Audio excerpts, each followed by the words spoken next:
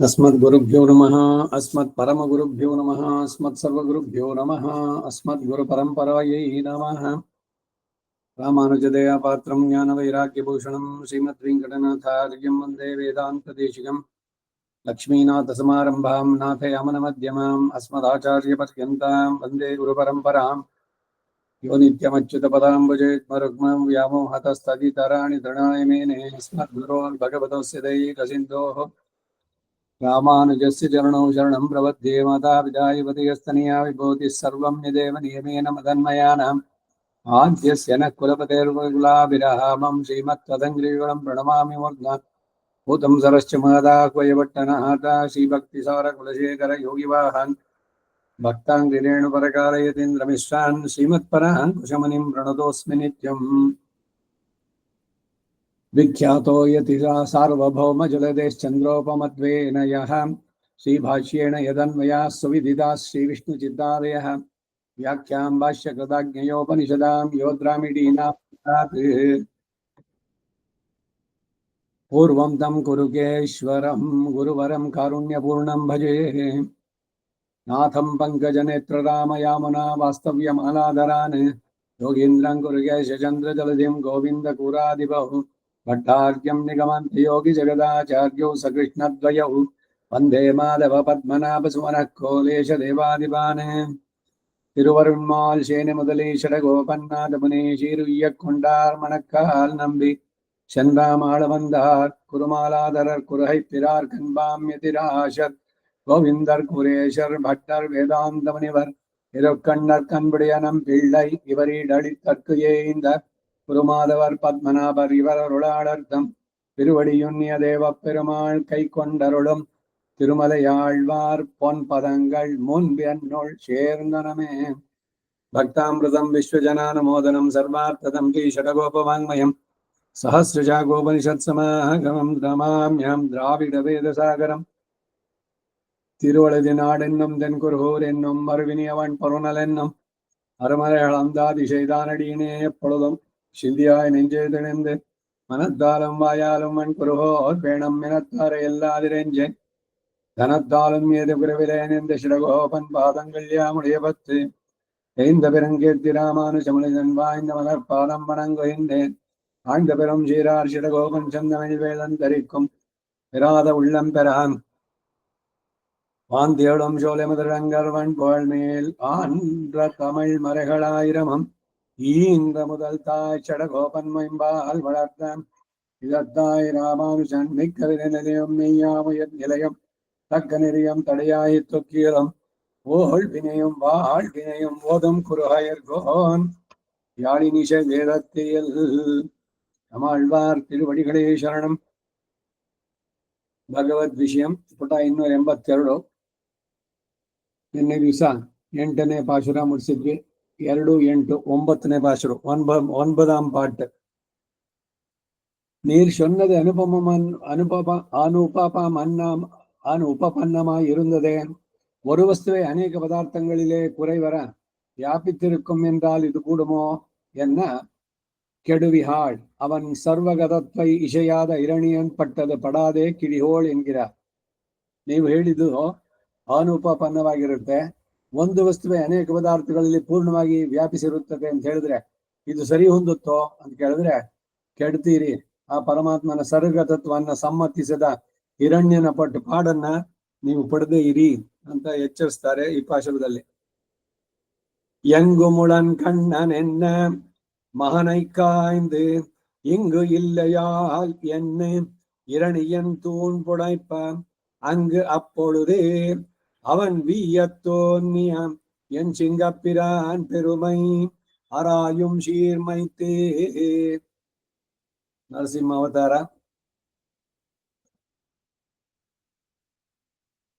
ವರ್ಣನೆ. ಪ್ರತಿಪದಾರ್ಥ ಕಣ್ಣನ್ ಎಂಗೋ ಮುಳನ್ ಎಂದ್ರ ಸರ್ವೇಶ್ವರನ ಎಲ್ಲೆಲ್ಲಿಯೂ ಇರುವವನು ಎಂದು ಹೇಳಿದಂತಹ ಮಹನೈ ಮಗನಾದ ಪ್ರಹ್ಲಾದನನ್ನ ಹಿರಣಿಯನ್ ತಂದೆಯಾದ ಹಿರಣ್ಯಾಸುರನು ಕಾಯ್ದು ಕೋಪದಿಂದ ಧಿಕ್ಕರಿಸಿ ಹಿಂಗ ಇಲ್ಲೆ ಎಂದ್ರೆ ಇಲ್ಲಿ ಇಲ್ಲವೇ ಇಲ್ಲ ಎಂದು ತೂಣ್ ಪುಡೈಪ ಆ ಕಂಬವನ್ನು ಒದೆಯಲು ಹಂಗ ಆ ಸ್ತಂಭದಲ್ಲಿ. ಅಪ್ಪೊಳುದೇ ಆ ಕ್ಷಣದಲ್ಲೇ ಅವನ್ ವೀಯತ್ ಆ ಹಿರಣ್ಯನು ನಾಶವಾಗುವಂತೆ ತೋನ್ರಿಯ ಆವಿರ್ಭವಿಸಿದಂತಹ ಎನ್ ಶಿಂಗಪಿರಾನ್ ನರಸಿಂಹ ಮೂರ್ತಿಯಾದ ನಮ್ಮ ಸ್ವಾಮಿಯ ಪೆರುಮೈ ಮಹಾತ್ಮೆಯೋ ಆರಾಯುಂ ಶೀರ್ಮೈತೆ ಇಂತಹುದು ಎಂದು ನಿರ್ಣಯಿಸಲು ಸಾಧ್ಯವಾದ ಸ್ವಭಾವವುಳ್ಳದ್ದು ಅಂತಾರೆ. ಭಗವಂತ ಎಲ್ಲದರಲ್ಲೂ ವ್ಯಾಪಿಸಿದ್ದಾನೆ ಅನ್ನೋದನ್ನು ತೋರಿಸೋದಕ್ಕೆ ಅಂತರ್ವ್ಯಾಪ್ತಿ ಅಂತ ಹೆಸರು ಇದಕ್ಕೆ. ಅಂತಃ ಪ್ರವಿಷ್ಟ ಶಾಸ್ತ್ರ ಜನಾನಾಂ ಸರ್ವಾತ್ಮ, ಎಲ್ಲದರ ಒಳಗೂ ಅವನು ಪ್ರವೇಶ ಮಾಡಬಲ್ಲ. ಹಾಗೇನೆ ಎಲ್ಲದಿಂದ ಸಪರೇಟ್ ಆಗೂ ಇರಬಲ್ಲ, ಸಕಲೇತರ ವಿಲಕ್ಷಣ. ಅಂತರ್ವ್ಯಾಪ್ತಿಗೆ ನರಸಿಂಹಾವತಾರ, ಬಹಿರ್ವ್ಯಾಪ್ತಿಗೆ ತ್ರಿವಿಕ್ರಮನಾಗಿ ಬೆಳೆದು ಅಂಡಕಟಾಹವನ್ನು ಭೇದಿಸಿ ಇನ್ನು ಮೇಲಕ್ಕೆ ಬೆಳೆದ. ಹೀಗೆ ಎಲ್ಲದರಲ್ಲೂ ಅವನಿದ್ದಾನೆ, ಅವನಿಲ್ಲದ ಸ್ಥಳ ಇಲ್ಲ. ಈ ಕಮದಲ್ಲಿ ಇದಾನೋ ಅಂತ ಅಂದ್ಬಿಟ್ಟು ಅವನು ಓದ್ದ ಇಲ್ಲ ಗುದ್ದಿದ ಬರೋದು, ಒಬ್ಬೊಬ್ಬರು ಒಂದೊಂದು ರೀತಿ ಅನುಸಂಧಾನ. ಕಂಬಾನೆ ಹೊಡ್ಕೊಂಡು ಬಂದ ನರಸಿಂಹ, ಅದನ್ನ ಹೇಳ್ತಾರೆ. ಈಗ ಈಡು எங்குமுளன் கண்ணன் இதுவாயிற்று அவன் தொன்ன தப்பு, அவன் சொன்ன தப்பு. சர்வேஸ்வரன் சர்வகதன் என்றான். மயா ததமிதம் சர்வம் நததஸ்தி வினா யத் ஸ்யாத் மயா என்று அவன் தான் சொன்ன வார்த்தைಯಾಯಿತು. ಭಗವದ್ಗೀತೆಯನ್ನು ಹೇಳಿದ ಮಾತಿದು. ನಾನಿಲ್ಲದಂತ ಯಾವೊಂದು ವಸ್ತುನೂ ಇಲ್ಲ ಅನ್ನೋದನ್ನು.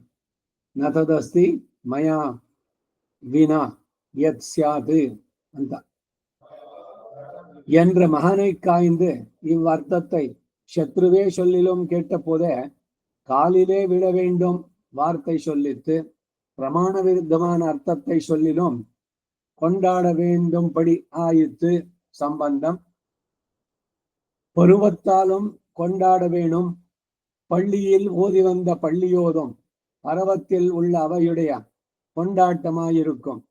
அதுக்கு மேலே தன் சிறுவன் தன் வயிற்றில் பிறந்தவன் வார்த்தை மிகவும் பிரியமாய் இருக்கும்.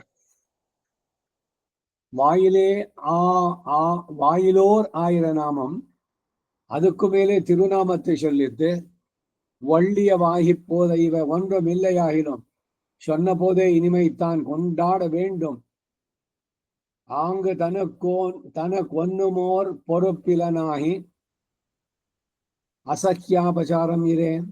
பிள்ளையை சீறி திருநாமம் சொன்னதுவே ஹேதுவாக புத்திரன் என்று விட்டானவன் திருநாமம் சொன்னவர்களோட தமக்கெல்லா உறவும் உண்டாக நினைத்திருக்கையாலே இவர் பிள்ளை என்கிறார்.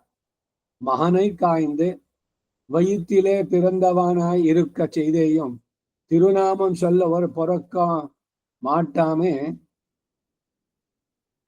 ஒட்டாமே சீரினான் ஈத்து இங்கித்தியாதி. எங்குமுளனாகில் நீ சொல்லுகிறவன் இங்கில்லையாயிரானே என்று தூணையை அடித்து காட்டினான். அளந்திட்ட தூணை அவன் தட்டா.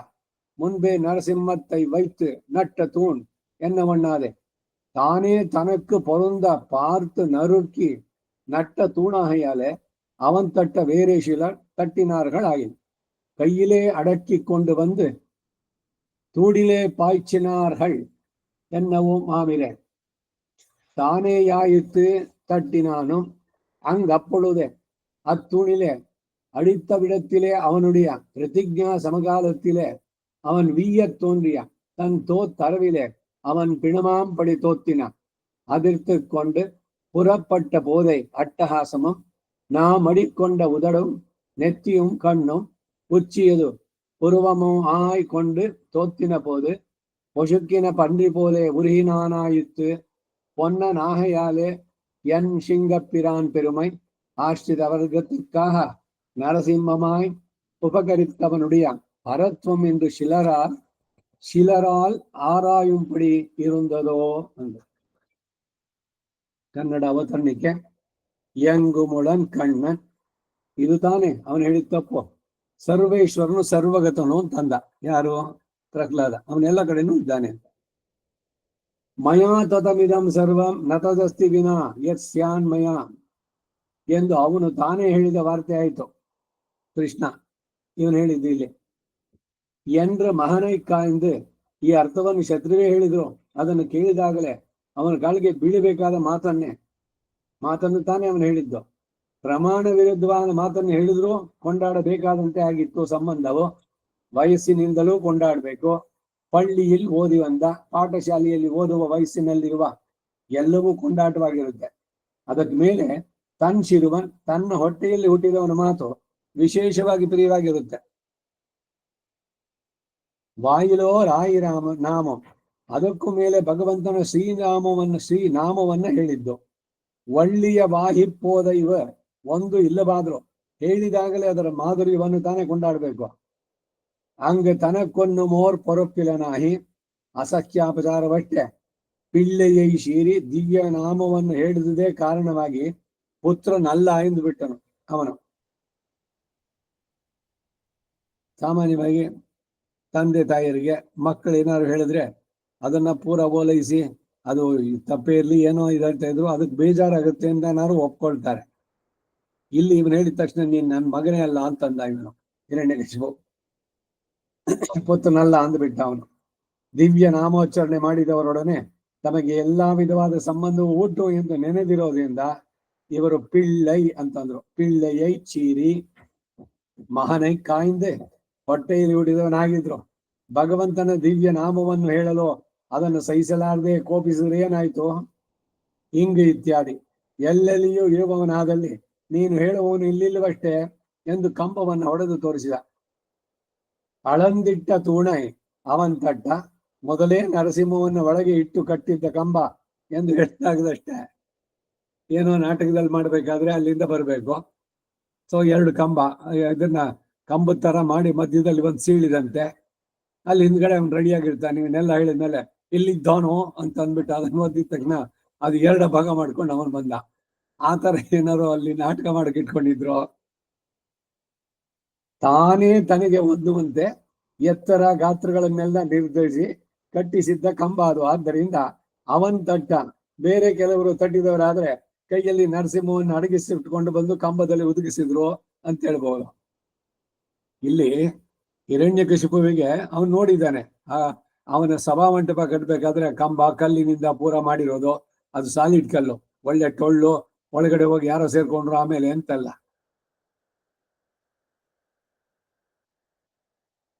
ಯಾರೋ ಬಂದ್ರು ಬೇಕು ಅಂತ ಈಗ ಮಾಯಾಜಾಲ ಅದು ಇದು ಟ್ರಿಕ್ ಮಾಡ್ಬೇಕಾರೆ ಕೈನಲ್ಲೇ ಏನೋ ಇಟ್ಕೊಂಡಿರ್ತಾರೆ, ಏನು ಕಾಣಿಸೋದೇ ಇಲ್ಲ ಅನ್ನೋಕೆ ಹಂಗೆ ತಿರುಗಿಸ್ಬಿಟ್ಟು ಅಲ್ಲಿಂದ ಕೈ ತೋರ್ಸಿದ್ರು ಅಂತ. ಆ ತರದಲ್ಲಿ ಯಾರೋ ಬೇಕು ಅಂತಿಗೆ ಮಾಡಿದ್ರಿ ಅಂತ. ನರಸಿಂಹನ ಅವತಾರ ಆಗಿದ್ದು ಹಿರಣ್ಯಕಶಿಪುವಿಗೆ ಎಲ್ಲ ಆ ಕ್ಷಣದಲ್ಲಿ ಇಲ್ಲಿದ್ದಾನ, ಖಂಡಿತ ಇದ್ರಲ್ಲಿ ಇಲ್ಲ ಅಂತ ಅಂದ್ಬಿಟ್ಟು ಕಂಬವನ್ನು ತಟ್ಟಿದ. ಆದ್ರೆ ಅಲ್ಲಿಂದಾನೆ ಬಂದ.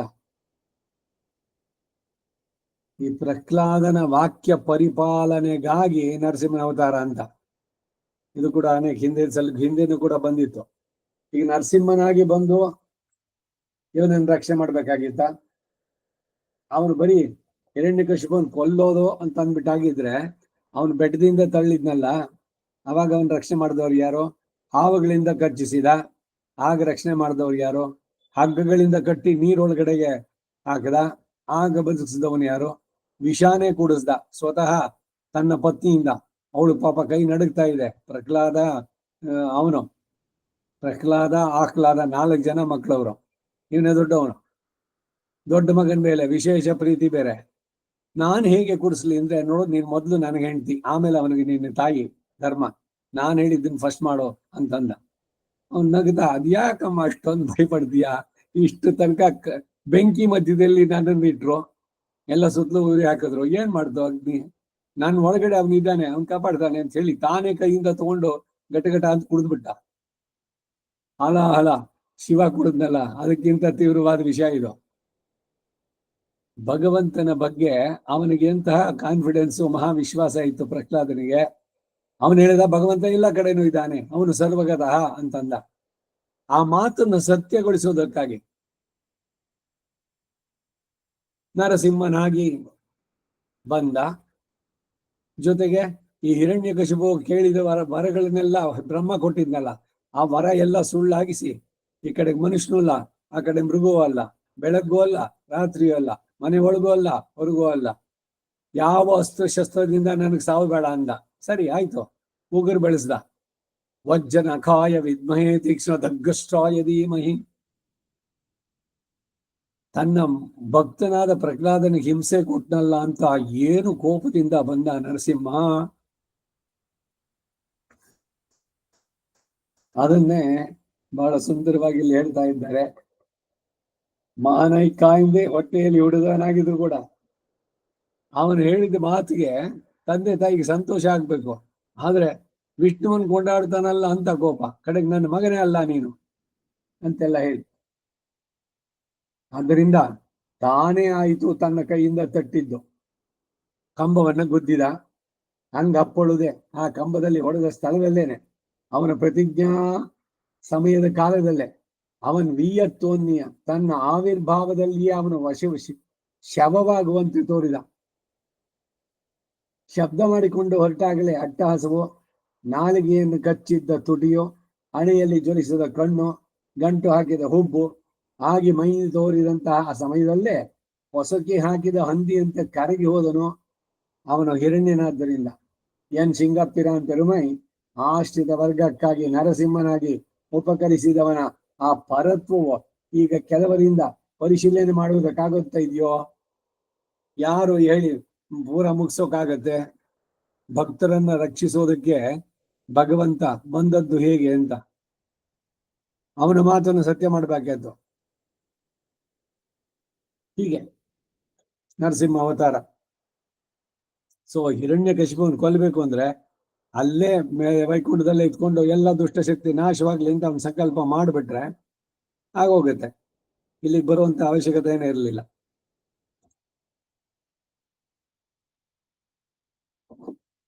ಮುಂದಿನ ಪಾಶುರಕ್ಕೆ ಹೋಗೋಣ. 10ನೇ ಪಾಶುರ. 10ஆம் பாட்டு. இவர்களை விடு நாம் முந்துர முன்னம் இவர்களை போலே ஆகாதே அவனை அனுபவிக்க பெற்றோமிரே என்று ಸ್ವಲಾಭಾನುಸಂಧಾನತ್ತಾಲೆ ಹೃಷ್ಟರಾಗಿರಾರ್. ಇವರನ್ನು ಬಿಡಿ, ನಾವು ಇವರುಗಳಂತೆ ಆಗದೆ ಮೊದಲೇ ಅವನನ್ನು ಅನುಭವಿಸುವ ಭಾಗ್ಯ ಹೊಂದಿದ್ದೇವಷ್ಟೇ ಎಂದು ಸ್ವಲಾಭ ಅನುಸಂಧಾನದಿಂದ ಹೃಷ್ಟಾಗ್ತಾರೆ. ಬಿಟ್ಟುಬಿಡಿ ಈ ಹಿರಣ್ಯಕಶಿಪುದು ಕಥೆ ಎಲ್ಲ. ನಮಗೆ ಇವನು ಹೇಳ್ದ ಅದು ಸುಳ್ಳು ಅನ್ನೋದನ್ನ ಸತ್ಯ ಮಾಡೋಕ್ ಬಂದ ಭಗವಂತ, ಅದೆಲ್ಲ ಬೇಡ. ನಮ್ಮ ಲಾಭಕ್ಕಾಗಿ ನಾವು ಭಗವಂತನನ್ನ ನಂಬಿದ್ದೇವೆ. ಹಿರಣ್ಯನಂತೆ ನಾವು ನಂಬಲಿಲ್ಲ. ನಂಬಿದನು ಪ್ರಹ್ಲಾದ, ಅವನಿಗೆ ಆಯ್ತು. ನಂಬದಿದ್ದನು ಹಿರಣ್ಯಕಶಿಪು, ಅವನು ಹಾಳಾದ. ನಮ್ ಸ್ಥಿತಿ ನಂಬಿಯು ನಂಬದ ಇಬ್ಬಂದಿ ನೀನು. ಕೆಲವು ಬಾರಿ ನಮಗ್ ಭಗವಂತನಲ್ಲಿ ನಂಬಿಕೆ, ಇನ್ ಕೆಲವು ನಮ್ಮ ಯಾವ ನಿಧಾನ. ಅವನು ಇದ್ದಿದ್ದು ಹಿಂಗಾಗ್ಬೇಕಾಗಿತ್ತ, ಅವನು ಇರುವೇ ಇಲ್ಲ ಅಂದ್ಬಿಡ್ತೀವಿ ನಾವು, ಅವನ ಎಕ್ಸಿಸ್ಟೆನ್ಸೇ ಇಲ್ಲ ಅಂತ. 10ನೇ ಪಾಶುರ. ಶೀರ್ಮೆಗೊಳ್ வீடு சுவர்க்கம் நரகீரா ஈர்மெகொள் தேவர் நடுவா மத்தியப்பொருள்கும் வேர் முதலாய் வித்தாய் பரந்து தனி நின்ன கார்முகில் போல் வண்ணன் என் கண்ணனை நான் ಕಂಡೇನೆ. ಈ ಆಳ್ವಾರಗಳ ಅನುಭವದಲ್ಲಿ ಬಹಳ ವಿಶೇಷ. ನಾನು ಅವನನ್ನು ಕಂಡೆ ಅಂತ ಹೇಳ್ತಾರೆ, ನೀವದು ಸುಳ್ಳು ಅಂತ ಹೇಳ್ತೀರೇನು? ಅವರ ಅನುಭವ. ಭಗವಂತನ ಕಂಡವರಿದ್ದಾರೆ. ತಿರುಕಂಡೇನ್, ಪೊನ್ಮೇನಿ ಕಂಡೇನ್, ಕನವಿಲ್ ಕಂಡೇನ್, ಈಗ ನನಸಾಗಿ ನೇರವಾಗಿ ನೋಡ್ತಾ ಇದ್ದೇನೆ. ನೋಡಬೇಕು ಅನ್ನುವ ಬಯಕೆ ಅದು ತೀವ್ರವಾಗಿದ್ರೆ ಅಂತವ್ರಿಗೆ ಅವನು ಖಂಡಿತ ಕಾಣ್ತಾನೆ. 10ನೇ ಪಾಶುರದ ಪ್ರತಿಪದಾರ್ಥ. ಶೀರ್ಮೆಗೊಳ್ ಮಹಾಮಹಿಮೆಯುಳ್ಳಂತಹ ವೀಡು ಮೋಕ್ಷವು, ಸುವರ್ಗಂ ಸ್ವರ್ಗವು, ನರಕವು, ಆ ಮೇಲಿನ ಎಲ್ಲಿಯವರಾದಂತಹ ಈರ್ಮೆಗೊಳ್ ದೇವರ್ ನಡುವ ಫಲಪ್ರದರೆಂದು ಪ್ರಸಿದ್ಧರಾಗಿ ವೀರಶ್ರೀಯುಳ್ಳಂತ ದೇವತೆಗಳು ಸಾಧನೆಗಳಿಗೋ ಫಲಗಳಿಗೋ ನಡುವೆ ಮತ್ತೆ ಎಪ್ಪರುಳ್ಕೊ ಮಿಕ್ಕ ಎಲ್ಲ ವಸ್ತುಗಳಿಗೋ ವೇರಾಯ್ முதலாய் வித்தாய் ಸಹಕಾರಿ ನಿಮಿತ್ತ ಉಪಾದಾನ ಕಾರಣವಾಗಿಯೋ ಪರಂದು ಸರ್ವತ್ರ ವ್ಯಾಪಿಸಿ ತನಿ ನಿಂದ್ರ ಪರಮ ವಿಲಕ್ಷಣನಾಗಿ ಸಕಲೇತರ ವಿಲಕ್ಷಣ ಕಾರ್ಮುಹಿಲ್ ಪೋಲ್ ವಣ್ಣನ್ ಕಾಳಮೇಘದಂತೆ ವರ್ಣವುಳ್ಳ ಎನ್ ಕಣ್ಣನ್ ನನ್ನ ಕೃಷ್ಣನನ್ನ ನಾನ್ ಕಂಡೇನ್, ನಾನು ಅನುಭವಿಸ್ತಿದ್ದೇನೆ ಅಲ್ವೇ ಅಂತಾರೆ. ಈಡ್ ಶೀರ್ಮೆಗೊಳ್ ಇತ್ಯಾದಿ ಸರ್ವ ಪ್ರಕಾರತ್ತಾಲಂ நன்றான பரமபதம் பரிமித சுகமான சொர்க்கம் நிஷ்கிருஷ்ட துக்கமே ஆன நரகம் இவை முடிவாக ஈரப்பாடுடையரான தேவர்கள் நடுவாக மற்றுமுண்டான திரியகாதிகளுக்கும் வேர் முதலாய் வித்தாய் திரிவித காரணமும் தானேயாய் பரந்து தத் சிருஷ்ட்வா ததேவா நொப்ராவிஷத் ததனு பிரவிஷ்ய சத்யச்சத்யாபவத் நிருக்தஞ்சா நிருக்தஞ்ச நிலையனஞ்சா நிலையனஞ்சா என்றபடியே முந்துரா இவத்துடைய உண்டாக்கி பின்னை இவத்தினுடைய வஸ்துத்வ நாம பாக்தங்களுக்காக அனுப்பிரவேசித்து இப்படி ஜெகதாகாரனாய் நின்று தனி நின்ற வித்தியாதி இப்படி ஜெகத் சரீரனாய் நின்றவளவே அன்றைக்கே தன்னுடைய வியாவிருத்தி தோத்தும்படி ஸ்ரீ வைகுண்டத்திலே வர்ஷுகவலாகம் போலே இருக்கிறார் அழகிய திருமேனியுடையனாய் இருந்து வைத்து கிருஷ்ணனாய் வந்து அவதரித்து எனக்கு கையாளானவனை நான் ಮುಂದರ ಮುನ್ನಂ ಕಂಡು ಅನುಭವಿಕ್ಕಪ್ಪೆತ್ತೇನ್ ಎನ್கிறார். ಶೀರ್ಮೈ ಕೊಳ್ ಇತ್ಯಾದಿ ಸರ್ವ ಪ್ರಕಾರದಿಂದಲೂ ಚೆನ್ನಾಗಿರುವಂತಹ ಪರಮಪದ, ಅಲ್ಲಿ ದೋಷವೇ ಇಲ್ಲ. ಅದಕ್ಕೇನೆ ಅದು ವೈಕುಂಠ ಅಂತ ಹೆಸರು. ಯಾವ್ದಾದ್ರು ಕುಂಠತನ ಅಂದ್ರೆ ದೋಷಗಳು ಇದ್ರೆ ಅದಿರ್ಬೇಕು. ವಿಕುಂಠ ಅಂದ್ರೆ ಯಾವುದು ಇಲ್ಲದ್ದು, ಎಲ್ಲ ದೋಷಗಳಿಂದ ದೂರವಾದದ್ದು. ಹೇಗೆ ಭಗವಂತನ ಹಾಗೆ ವೈಕುಂಠವು ಅದು ದಿವ್ಯವಾದದ್ದು. ಈ ಸತ್ವ ರಜೋ ತಮೋ ಗುಣಗಳಿಗೆ ಸೇರಿದ್ದಲ್ಲ ವೈಕುಂಠ. ಪ್ರಳಯದಲ್ಲಿ ಅದು ನಾಶವಾಗೋಲ್ಲ, ಅದು ನಿತ್ಯ ಶಾಶ್ವತ. ಸಾಕೇತ, ಅಯೋಧ್ಯ, ಅಪರಾಜಿತ, ಕಲಂಗಾ ಪೆರುನಹರ್, ಪರಿಣಾಮ ಹೊಂದದೇ ಇರುವಂತಹ ನಗರ. ಇಲ್ಲಾದ್ರೆ ಸ್ವರೂಪದಲ್ಲೇ ಪರಿಣಾಮ ಇಲ್ಲ ಆಗುತ್ತೆ ಪ್ರಕೃತಿನಲ್ಲಿ. ಅದರಿಂದ ಅದು ಅಪ್ರಾಕೃತ ಅಂತ ಕೂಡ. ಅಂತಹ ಪರಮಪದ ಪರಿಮಿತ ಸುಖವಾದಂತಹ ಸ್ವರ್ಗ. ಈ ಇಂದ್ರಂದು ಬೇರೆ ಏಕವಿಂಶತಿರ್ವ ಈ ದೇವ ಲೋಕ ಅಂತ ಹೇಳಿದಂತೆ 21 ಊರ್ಧ್ವ ಲೋಕಗಳಿದೆ. ಯಾರ್ಯಾರು ಯಾವ್ಯಾವ ಹೋಮ ಇವುಗಳನ್ನ ನಡೆಸಿದ್ರು ಸತ್ಕಾರ್ಯಗಳನ್ನ, ಅದಕ್ಕೆ ಆಯಾ ಲೋಕಗಳಲ್ಲಿ ಅವರಿಗೆ ಚಲಿಸುವ ಶಕ್ತಿ ಉಂಟಾಗುತ್ತೆ. ಅವರು ಮಾಡಿದಂತ ಇಲ್ಲಿನ ಕಾರ್ಯಕ್ಕೆ ಪ್ರತಿಯಾಗಿ ಅವರಿಗೆ ಫಲ. ಆದ್ರೆ ಅದೆಲ್ಲ ಪರಿಮಿತವಾದ ಸುಖ. ಅಪರಿಮಿತವಾದ ಸುಖ ಸಿಗಬೇಕು ಅಂದ್ರೆ ಮೋಕ್ಷಕ್ಕೆ ಹೋಗ್ಬೇಕು. ನಿರತಿಶಯವಾದ ಆನಂದ ಅಲ್ಲಿ. ಈ ಸುಖ ಸಿಗೋ ಸ್ವರ್ಗವೋ ಅಥವಾ ದುಃಖ ಸಿಗುವಂತ ನರಕವೋ ಇವುಗಳ ಮೇಲಿನ ಎಲ್ಲೇ ಆಗಿರಲು ಯಾರಾದ ದೇವತೆಗಳ ಮಧ್ಯದಲ್ಲಿದ್ದು ಮತ್ತು ಕೆಳಗಿರುವಂತಹ ತಿರ್ಯಗಾದಿಗಳಿಗೂ, ಕ್ರಿಮಿ ಕೀಟ, ಬೇರೆ ಬೇರೆ ಅಧೋಲೋಕಗಳು, ಸರ್ಪಗಳು, ಈ ರೀತಿ ಬೇರೆ ಬೇರೆ ಅವುಗಳೆಲ್ಲ ಇವುಗಳೆಲ್ಲದಕ್ಕೂ ವೇರ್ ಮೊದಲಾಯ್ ವಿತ್ತಾಯ್ ತ್ರಿವಿಧ ಕಾರಣವು ತಾನೇ ಆಗಿದ್ದು. ಉಪಾದಾನ ಕಾರಣ, ನಿಮಿತ್ತ ಕಾರಣ, ಸಹಕಾರಿ ಕಾರಣಗಳು ಎಲ್ಲ ಅವನೇ ಆಗಿದ್ದು. ತತ್ ಸೃಷ್ಟ, ಅದನ್ನು ಸೃಷ್ಟಿ ಮಾಡಿ, ತದೇವ ಅನುಪ್ರವಿಶತ್, ಅದರಲ್ಲಿ ತಾನೇ ಅವರು ಪ್ರವೇಶಿಸಿದವಾದ, ತದನುಪ್ರವಿಶ್ಯ, ಅದರ ಒಳಗೆ ಬಂದ ಮೇಲೆ ಅದು ಸತ್, ಇದು ತ್ಯತ್ ಅಂತ ಅಂದ್ರೆ ಚೇತನ ಅಚೇತನ ಅಂತ 2 ಭಾಗ ಮಾಡಿ ಮೊದಲೇ ಇದನ್ನೆಲ್ಲ ಸೃಷ್ಟಿಸಿ ನಂತರ ಇವುಗಳ ವಸ್ತುತ್ವ ಮತ್ತು ನಾಮಭಾಕ್ತಗಳು ಉಂಟಾಗೋದಕ್ಕೆ, ನಮಗೆ ಕಣ್ಣಿಗೆ ಕಾಣೋದಂತ ವಸ್ತುಗಳಿಗೆ ಒಂದು ಹೆಸರಿದೆ, ಒಂದು ಆಕಾರ ಇದೆ.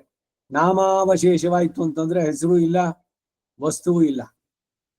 ಹಾಗೆ ಅವ್ಯಕ್ತದಿಂದ ವ್ಯಕ್ತವಾಗಿ ಎಲ್ಲವನ್ನು ಉಂಟು ಮಾಡಿ ಅದಕ್ಕೆಲ್ಲ ತಾನೇ ಕಾರಣವಾಗಿ ಅವುಗಳಲ್ಲಿ ಅನುಪ್ರವೇಶಿಸಿ, ಅನೇನ ಜೀವೇನ ಆತ್ಮನ ಅನುಪ್ರವಿಶ್ಯ, ಗರ್ಭದಲ್ಲಿ ಶರೀರವನ್ನ ತಾನೇ ಉಂಟು ಮಾಡಿ ಅದರಲ್ಲಿ ಆ ಕರ್ಮಕ್ಕೆ ಸರಿಯಾದಂತ ಚೇತನವನ್ನ ತಾನೇ ಅನುಪ್ರವಿಶ್ಯ, ಅದರ ಜೊತೆಗೆ ತಾನೂ ಒಳಗಡೆ ಹೋಗಿ ಅಂತಃ ಪ್ರವಿಷ್ಟ ಶಾಸ್ತ್ರ ಜನಾನಾಮನಂತೆ ಅನುಪ್ರವೇಶಿಸಿ ಹೀಗೆ ಜಗದಾಕಾರನಾಗಿ ಎಲ್ಲದರಲ್ಲೂ ಅವನಿದ್ದಾನೆ. ಇಡೀ ಜಗತ್ತೇ ಅವನ. ವಿಶ್ವಂ ವಿಷ್ಣುರ್ವ ಷಟ್ಕಾರೋ ಅಂತ ಹೇಳೋದು ಅದಕ್ಕಾಗಿ. ನಿಂತು ತನಿ ನಿಂದ್ರ ವಿತ್ತಾದಿ, ಹೀಗೆ ಜಗತ್ ಶರೀರಕನಾಗಿ ಚರಾಚರಾಣಿ ಸರ್ವಾಣಿ ಸರ್ವಂ ಭಗವದ್ವಪುಹು, ಚೇತನ ಅಚೇತನ ಎಲ್ಲವೂ ಭಗವಂತನಿಗೆ ಶರೀರ. ನಿಮಗೆ ಸುತ್ತಮುತ್ತಲು ಕಾಣೋ ಯಾವುದೇ ವಸ್ತು ಎಲ್ಲವೂ ಭಗವಂತನ ಶರೀರ. ಸೊ ಇದರಲ್ಲಿ ಯಾವುದು ನಿಕೃಷ್ಟವಾದದ್ದು, ಇದು ಪರ್ಕೆ, ಅದು ಚಪ್ಪಲಿ, ಇದು ಅಯ್ಯೋ, ಏನಿಲ್ಲ. ಯಾವುದು ನಿಕೃಷ್ಟ ಅನ್ನೋದೇ ಇಲ್ಲ ಇಲ್ಲಿ. ಯಾಕೆಂದ್ರೆ ಎಲ್ಲವೂ ಭಗವದಾತ್ಮಕವಾದದ್ದು. ಹಾಗೆ ಅವುಗಳಲ್ಲಿ ನಿಂತು ಅದರ ಸ್ಥಿತಿಯೇ ಅಲ್ಲದೆ ಅವುಗಳಿಗಿಂತ ತನ್ನ ವೈಲಕ್ಷಣ ತೋರುವಂತೆ ಶ್ರೀ ವೈಕುಂಠದಲ್ಲಿ ಮಳೆಗರೆಯುವ ಮೋಡದಂತೆ ಕೃಪಾದೃಷ್ಟಿ ಅವನಿಗೆ. ತಾನೇ ಸೃಷ್ಟಿಸಿದ ಈ ಜಗತ್ತಿನ ಮೇಲೆ, ಅದರಲ್ಲಿ ಚೇತನ ಅಚೇತನಗಳು ಎರಡಕ್ಕೂ ಕೂಡ ಹಾಗೆ ಇರುವಂತಹ ರಮ್ಯವಾದ ದಿವ್ಯಮಂಗಳ ವಿಗ್ರಹ ಉಳ್ಳವನಾಗಿದ್ದು, ಅಂಥವನು ಕೃಷ್ಣನಾಗಿ ಬಂದು ಅವತರಿಸಿ ನನಗೆ ಕೈ ಆಳಾದವನನ್ನ ನಾನು ಮೊದಲೇ ಕಂಡು ಅನುಭವಿಸಿದ ಭಾಗ್ಯ ಹೊಂದಿದೆ ಅಂತಾರೆ. ಭಗವಂತನನ್ನು ನಾನು ಕಂಡೆ ಅಂತ ಅವರು ತಿರುಮಳಿಸಿ ಆಳ್ವಾರ್ ಹೇಳಿದ್ರು. ಕಂಡೇನ್ ಪೊನ್ಮೇನಿ ಕಂಡೇನ್ ಅಂತ. ಇವರು ಹೇಳ್ತಾ ಇದ್ದಾರೆ, ನಾನು ಕಾಣುವ ಭಾಗ್ಯವನ್ನು ಪಡೆದೆ, ಬದುಕಿದೇನೋ ಭವ ಎನಗೆ ಹಿಂಗಿತು, ಪದುನಾಭನ ಕೃಪೆ ನನಗುಂಟಾಯಿತು, ನನ್ನ 7 ತಲೆಮಾರು ಹಿಂದಿನವರು ಮುಂದಿನವರೆಲ್ಲ ಉದ್ಧಾರ ಆದ್ರು. ಹೀಗೆಲ್ಲ ದಾಸರು ಕೊಂಡಾಡಿದ್ರು. ಭಗವಂತನ ಕಂಡಾಗ ಆ ಆನಂದದ ಉದ್ಗಾರ, ನಾನು ಕಂಡೆ ನಾರಾಯಣ ಎನ್ನುಂ ನಾನು. ತಿರುಮಂಗೆ ಆಳ್ವಾರ್ ಎಲ್ಲರಲ್ಲೂ ಗಿರಿಂಕೊಳ್ಬಹುದು. ಕಾಣದೇ ಇದ್ದಾಗ ಒದ್ದಾಡ್ತಾರೆ, ಪರಿತಪಿಸ್ತಾರೆ, ಅಳುತ್ತಾರೆ, ದುಃಖದಿಂದ ಹುಚ್ಚರಾಗ್ಬಿಡುತ್ತಾರೆ. ಆದ್ರೆ ಕಂಡಾಗ ಆ ಆನಂದವೂ ಅಷ್ಟೇ ತೀವ್ರವಾಗಿರುವಂತಹದ್ದು. ಇನ್ನು ಕಡೆಯ ಪಾಶುರ, ನಿಗಮத்தில் இத்திருவாய்மொழியை அபியசிக்கவல்லார்கள் இத்திருவாய்மொழியில் சொன்ன ಮುಕ್ತ ಪ್ರಾಪ್ಯ ಭೋಗಕ್ಕೈ ಪೆರುಬರ್ ಎನ್ಗಿರಾರ್. ಕೊನೆಯಲ್ಲಿ ಈ ದಶಕವನ್ನು ಅಭ್ಯಾಸ ಮಾಡಬಲ್ಲವರು ಈ ದಶಕದಲ್ಲಿ ಹೇಳಿದ ಮುಕ್ತ ಪ್ರಾಪ್ಯ ಭೋಗವನ್ನು ಪಡೆದುಕೊಳ್ತಾರೆ. ಮೋಕ್ಷ ಸಾಮ್ರಾಜ್ಯದಲ್ಲಿರುವ ನಿರತಿಶಯ ಆನಂದವನ್ನ ಪಡೆಯೋದಕ್ಕೆ ಅವ್ರಿಗೆ ಅವಕಾಶವಾಗತ್ತೆ ಅಂತ ಫಲಶ್ರುತಿಯಲ್ಲಿ ಹೇಳಿ ಅದನ್ನ ಕನ್ಕ್ಲೂಡ್ ಮಾಡ್ತಾರೆ ಈ ಪತ್ತನ್ನ.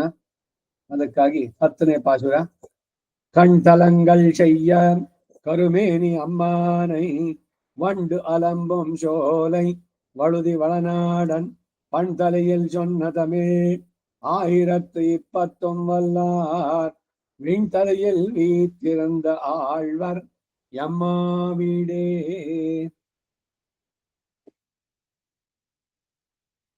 ಪ್ರತಿಪದಾರ್ಥ, ಕಣ್ತಲಂಗಳ್ ಶಯ್ಯ, ಕಣ್ಣಿನ ಎಲ್ಲಾ ಸ್ಥಳವು ಕೆಂಪಾಗಿರುವವನಾಗಿ, ಕರುಮೇನಿ ನೀರವಾದ ದಿವ್ಯ ಶರೀರವನ್ನುಳ್ಳಂತಹ ಅಮ್ಮಾನೈ ಆ ಸ್ವಾಮಿಯನ್ನ ಸ್ತೋತ್ರ ಮಾಡೋದಕ್ಕಾಗಿ, ವಂಡು ಅರಂಬಂ ಶೋಲೈವಳಂ ವಳುದಿನಾಡನ್, ಭ್ರಮರಗಳು, ವಂಡು ಅರುಕಾಲ ಶಿರುವಂಡೆ ಅಂತಾರೆ, 6 ಕಾಲಿನ ದುಂಬಿ ಅಂತ. ಆ ವಂಡು ದುಂಬಿಗಳು, ಭ್ರಮರಗಳು ಶಬ್ದ ಮಾಡುತ್ತಿರುವಂತಹ ವೃಕ್ಷಗಳುಳ್ಳಂತಹ ರಮ್ಯವಾದ ತಿರುವಳುದಿ ನಾಡಿಗೆ ನಿರ್ವಾಹಕರಾದ ನಮ್ಮಾಳ್ವಾರ್ ತಿರುಕುರುಹೋರ್ ಪಣ್ತಲೆಯಲ್ಲಿ ಸೊನ್ನ ಶ್ರೇಷ್ಠವಾದ ಗಾನದೊಡನೆ ಹೇಳಿದಂತಹ ತಮಿಳ್ 1000 ದ್ರವಿಡ ಸಹಸ್ರ ಪದ್ಯಮಾಲೆಯಲ್ಲಿ 20 ಈ 10 ಪದಗಳನ್ನು ವಲ್ಲಾರ್ ಅಭ್ಯಸಿಸಿ ಗಾನ ಮಾಡುವಂತವರು ವಿಣ್ತಲೆಯಲ್ಲಿ ಪರಮ ಪದದಲ್ಲಿ ವೀರ್ತಿರಂದು ವಾಸ ಮಾಡುತ್ತಾ ಎಮ್ಮ ವೀಡು ಸರ್ವವಿಧ ಮಹಿಮೆಯುಳ್ಳಂತಹ ಮೋಕ್ಷ ಸಾಮ್ರಾಜ್ಯವನ್ನ ಆಳ್ವಾರ್ ಅನುಭವಿಸ್ತಾರೆ, ಪಡೆದು ಆಳ್ತಾರೆ ಅಂತ ಫಲಶ್ರುತಿನಲ್ಲಿ ಮುಗಿಸ್ತಾರೆ. ஈடு வியாக்கியான, கண்தலங்கள் பூதலங்கள் என்னுமா போல திருக்கண்களின் பரப்பை பத்த சொல்லுகிறது. பரந்து சிவந்திருந்துள்ள திருக்கண்களையும் அவற்றுக்கு பரபாகமாம்படி கருத்த திருமேனியையும் உடைய சர்வேஸ்வரனை கவி பாடித்து வண்டித்யாதி வெள்ளத்திலே அலைவாரை போல தேன் வெள்ளத்திலே வண்டுகளலையா நின்னுள்ள சோலையை உடைய திருவழுதி வளநாட்டையுடைய ஆழ்வார் அருளி செய்தது தலையான பண்ணிலே சொன்ன தமிழாயித்து இப்பிரபந்தம் தான். அன்றியே பண்ணின் மேலே சொன்னவென்னுதல் 1000 வைத்துக் கொண்டு 20 அபியசிக்க வல்லார்கள். நாகஸ்ய பிருஷ்டே ಅಂಬಸ್ಯ ಪಾರೆ,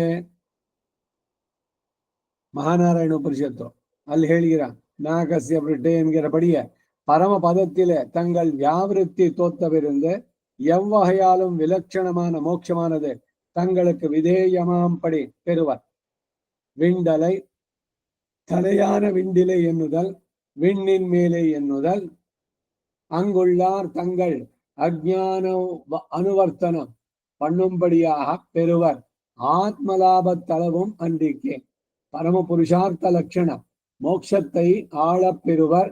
வீத்திருந்து சாம்சாரிகமான சங்கோச்சமெல்லாம் தீரும்படி வீறுபட்டிருந்து ஆழ்வர் எம்மா வீடே தன்பால் மனம் வைக்க வீடு திருத்துவான் என்று எனக்கும் என் பரிகரத்துக்கும் தருவானாக செம்மைத்து நிற்கிற ಪರಮಪದத்தை ಆಳப் பெறுவர். ಇದು 10ನೇ ಪಾಶುರಕ್ಕೆ ಫಲಶ್ರುತಿಗೆ ಈಡು. ಇದರ ಕನ್ನಡ ಅನುವಾದ: ಕಣ್ತಲಂಗಳ್ ಭೂತಲಗಳು ಎನ್ನುವಂತೆ ದಿವ್ಯವಾದ ನೇತ್ರಗಳ ವೈಶಾಲ್ಯವನ್ನು ಕುರಿತು ಹೇಳ್ತಾ ಇದೆ. ವಿಶಾಲವಾಗಿ ಕೆಂಪಗಿರುವ ದಿವ್ಯ ನೇತ್ರ, ಅದಕ್ಕೆ ಹಿನ್ನೆಲೆಯಾಗುವಂತೆ ನೀಲವಾದ ದಿವ್ಯಮಂಗಳ ವಿಗ್ರಹ. ವಿಕ್ಷರೋ ರೋಹಿತೋ ಮಾರ್ಗೋ ಹೇತುರ್ಧಾಮೋದರ ಸಹ.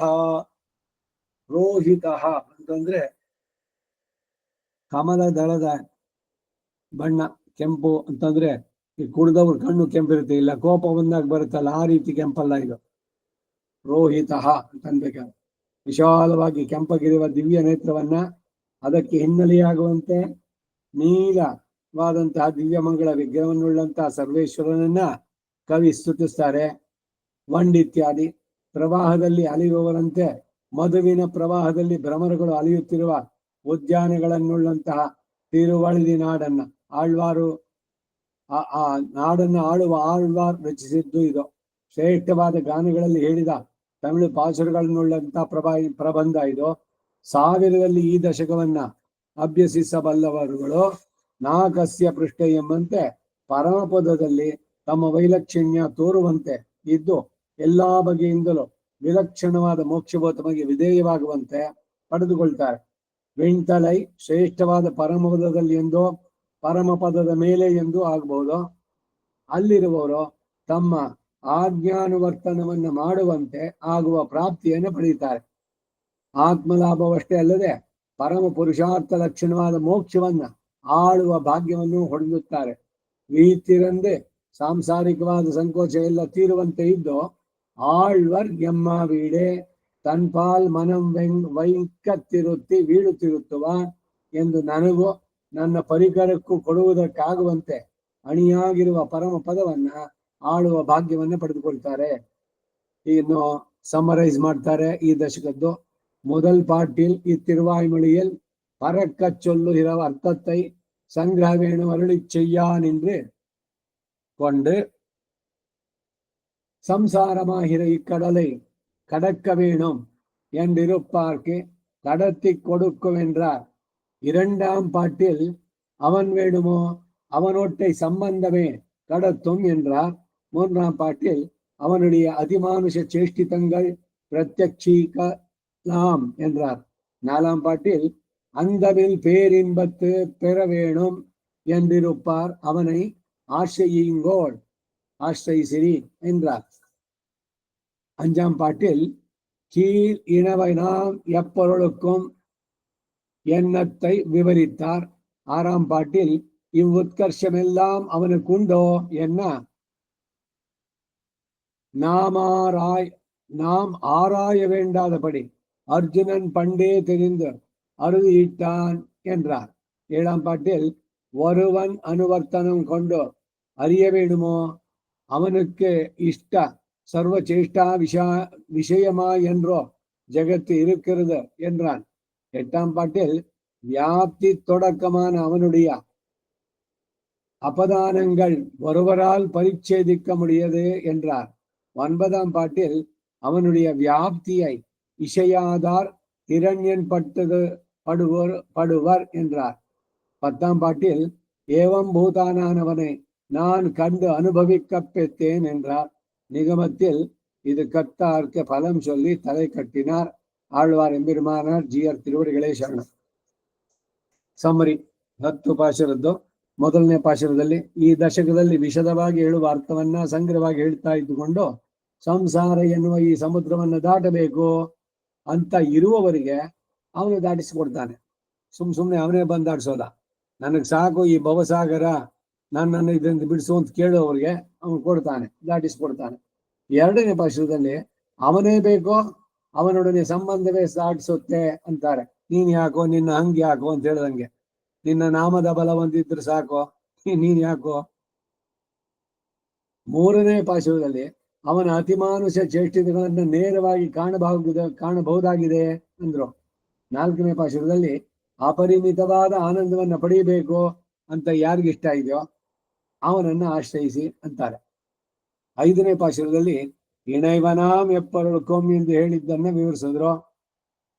ಎಲ್ಲ ಚೇತನರಿಗೂ, ಚೇತನವೂ ಅಚೇತನವೂ ಎಲ್ಲದಕ್ಕೂ ಕೂಡ ಅವನೇ ನಿಯಾಮಕ, ಶೇಷಿ ಅನ್ನೋ ಪದದಲ್ಲಿ ಎಲ್ಲಾನು ಸೇರುತ್ತೆ. ಧಾರಕ, ಆಧಾರ ಎಲ್ಲ. 6ನೇ ಪಾಶುರದಲ್ಲಿ ಈ ಉತ್ಕರ್ಷ ಎಲ್ಲವೂ ಅವನಿಗುಂಟು ಅಂತಂದ್ರೆ ನಾವು ಪರಿಶೀಲಿಸಬೇಕಾಗಿಲ್ಲದಂತ ರೀತಿ ಅರ್ಜುನನು ಅದನ್ನು ಹಿಂದೆಯೇ ತಿಳಿದು ವ್ಯಕ್ತಪಡಿಸಿದ ಅಂದ್ರು. ನಾವೇನು ಹೊಸದಾಗಿ ಏನೋ ಕೇಳ್ತಾ ಇದೀವಿ ಪ್ರಶ್ನೆ, ಯಾರಿಗೂ ಬರದೇ ಇರೋ ಸಂದೇಹ ಅಂತಲ್ಲ. ಅರ್ಜುನ ಅದನ್ನ ಮೊದಲೇ ಕೇಳ್ದ, ಅದಕ್ಕೆ ಉತ್ತರನು ಚೆನ್ನಾಗಿ ಸಿಕ್ಕಿದ್ದು ಆಯ್ತು ಅವನಿಗೆ. 7ನೇ ಪಾಶುರದಲ್ಲಿ ಒಬ್ಬನ ಅನುವರ್ತವನ್ನು ಮಾಡಿ ತಿಳಿಬೇಕು, ಅವನು ತನ್ನ ಇಷ್ಟ ಬಂದಂತೆ ಸಕಲ ವ್ಯಾಪಾರಗಳನ್ನು ಮಾಡೋದಕ್ಕೆ ವಿಷಯವಾಗಿ ಎಲ್ಲವೋ ಜಗತ್ತಿರೋದು ಅಂತಂದ್ರು. 8ನೇ ಪಾಶುರದಲ್ಲಿ ವ್ಯಾಪ್ತಿಯ ಮೊದಲಾದ ಅವನ ವ್ಯಾಪಾರಗಳು ಒಬ್ಬರಿಂದಲೂ ಪರಿಚ್ಛೇದಿಸಲಾಗದ್ದು. ಇದು ಹಿಂಗೇನೆ ಅಂತ ಪೂರ್ಣವಾಗಿ ನಿಕೃಷ್ಟವಾಗಿ ಹೇಳೋಕ್ಕಾಗಲ್ಲ ಅಂದ್ರು. 9ನೇ ಪಾಶುರದಲ್ಲಿ ಅವನ ವ್ಯಾಪ್ತಿಯನ್ನು ಒಪ್ಪದೇ ಇರೋರು ಹಿರಣ್ಯಕಶಿಪು ಹೊಡೆದ ಪಟ್ಟ ಪಾಡನ್ನ ಪಡ್ತಾರೆ ಅಂತಾರೆ. 10ನೇ ಪಾಶುರದಲ್ಲಿ ಈ ರೀತಿಯಾದವನನ್ನ ನಾನು ಕಂಡು ಅನುಭವಿಸುವ ಭಾಗ್ಯ ಹೊಂದಿದೆ ಅಂತಾರೆ. ನಿಗಮದಲ್ಲಿ ಇದನ್ನು ಕಲಿತವರಿಗೆ ಬರುವ ಫಲವನ್ನು ಹೇಳಿ ಮುಗಿಸಿದ್ರು. ಆಳ್ವಾರ್ ಎಂಬೆನುಮಾನರ್ GR ತಿರುವಡಿಗಳೇ ಶರಣಂ. ಇಲ್ಲಿಗೆ 2-8 8ನೇ 10 ಮುಗಿಯಿತು. 9ಆம் ತಿರುವಾಯ್ಮೊಳಿ ಎಮ್ಮ ವೀಡು, ಅದಕ್ಕೆ ಪ್ರವೇಶ, ಇಂಟ್ರೊಡಕ್ಷನ್, ಉಪೋದ್ಘಾತ, ಫಾರ್ವರ್ಡ್.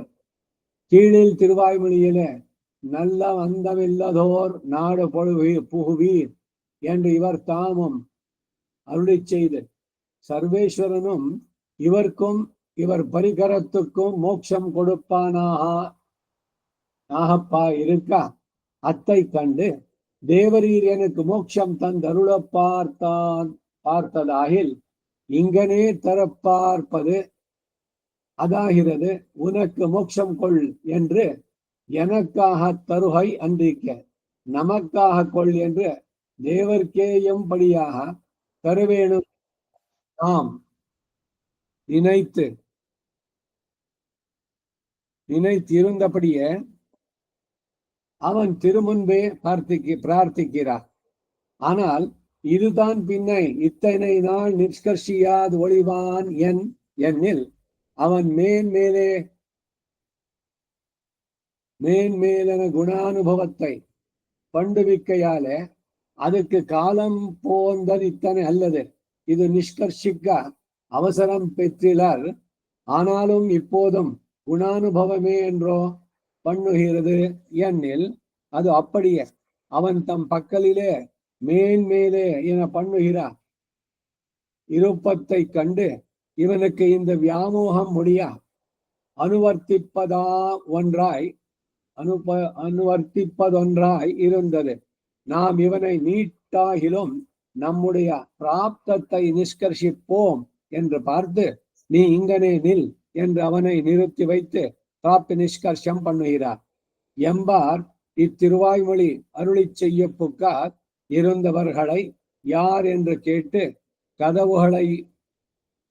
கதவுகளையும் அடைப்பித்து குக்கியமாகவாம் அருளி செய்வது பிராபியமாகல் இப்படியென்றோ இருப்பது இவர் நிஷ்கரிசிக்க வேண்டுகிறது என்னில் சர்வேஸ்வரன் இவ்வாத்மாவுக்கு சேஷியா இவனும் சேஷபூதனாய் அவனுடைய உபாய பாவமும் நித்தியமாயிருக்க செய்தே என்றோ இவனுக்கு இந்த சீகாரம் வேண்டுகிறது.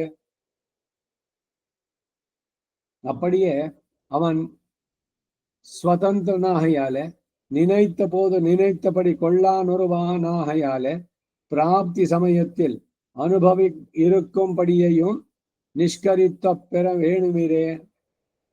உத்தரார்த்தத்தில் இவ்வர்த்தத்தை சொல்லானின்றதிரே துவயந்தன்னில் நிஷ்கரிஷ வேண்டுகிறது என்னில் பூர்வார்த்தத்தால் சொன்ன சாதனமும் சர்வ பலப்பிரதமாகையாலே பிரயோஜனாந்தர பரமாய் சரணம் புகார்க்கும் அவத்தை கொடுத்து விடுவான் ஒருவனிரே சர்வேஸ்வரன்.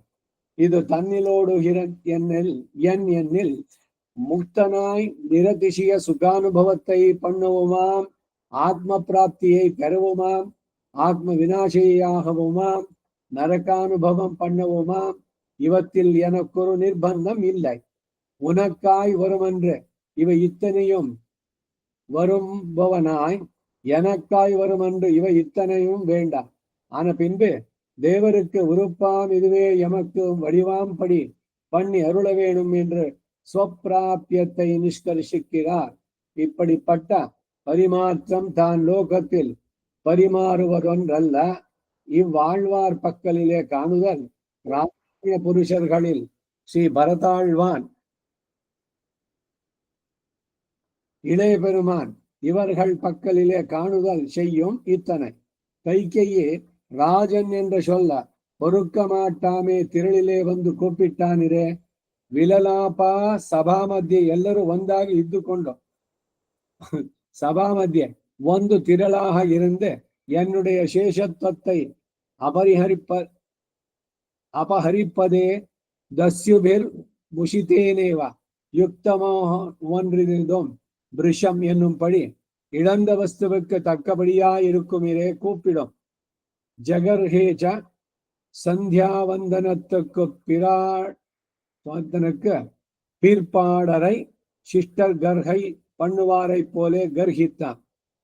புரோஹிதம் அழகியதாக இக்குடிக்கு முன்னோடி இதம் பார்த்தாய் சபா மத்தியே புரோஹிதம் ஜகர்ஹே நியமாத்திரிகமும் ரகசி போதையேது என்கிற நிலையும் பார்த்திலன். ராஜ்யஞ்ச அகஞ்ச ராமஸ்ய ஒருவனுக்கு இரண்டு வஸ்து சேஷமானால ஒன்னையொன்றோ நிர்வகிக்குமோ? ஆனால் ராஜன் தான் என்னை ஆண்டாலோ தர்மம் பக்தும் இஹார்கசி. பெருமாள் காடேற போனார், சக்கரவர்த்தி துஞ்சினான், நாடு அராஜகமாய் கிடக்க ஒண்ணாது, நின்றாரில் பிரதானர் தலையிலேயே முடியை வைக்க வேணும் என்று பார்த்தாய். இத்தனை போக்கி இதுக்கு விஷயபூதனான என்னை பார்த்து வார்த்தை சொல்லித்தில்லை. கதம் தசரதாஜாதோ பவேத் ராஜ்யாபகாரகா. அவர் புகட்டு போன ராஜத்தை அபகரித்து அவரை பிரிந்த அனந்தரத்திலே முடிந்தவன் வயிற்றிலே பிறந்தேனாம்படி எங்கனே நான். இளைய பெருமாள் நில் என் குருஷ்வ என்றாரிரே. அன்வயத்தாலே தரிக்க கடவ வஸ்துவை வெதிரேகித்து நிற்க சொல்லுகையாவது அழிக்க இரே குரு எண்ணாதே குருஷ்வா என்றாரிரே.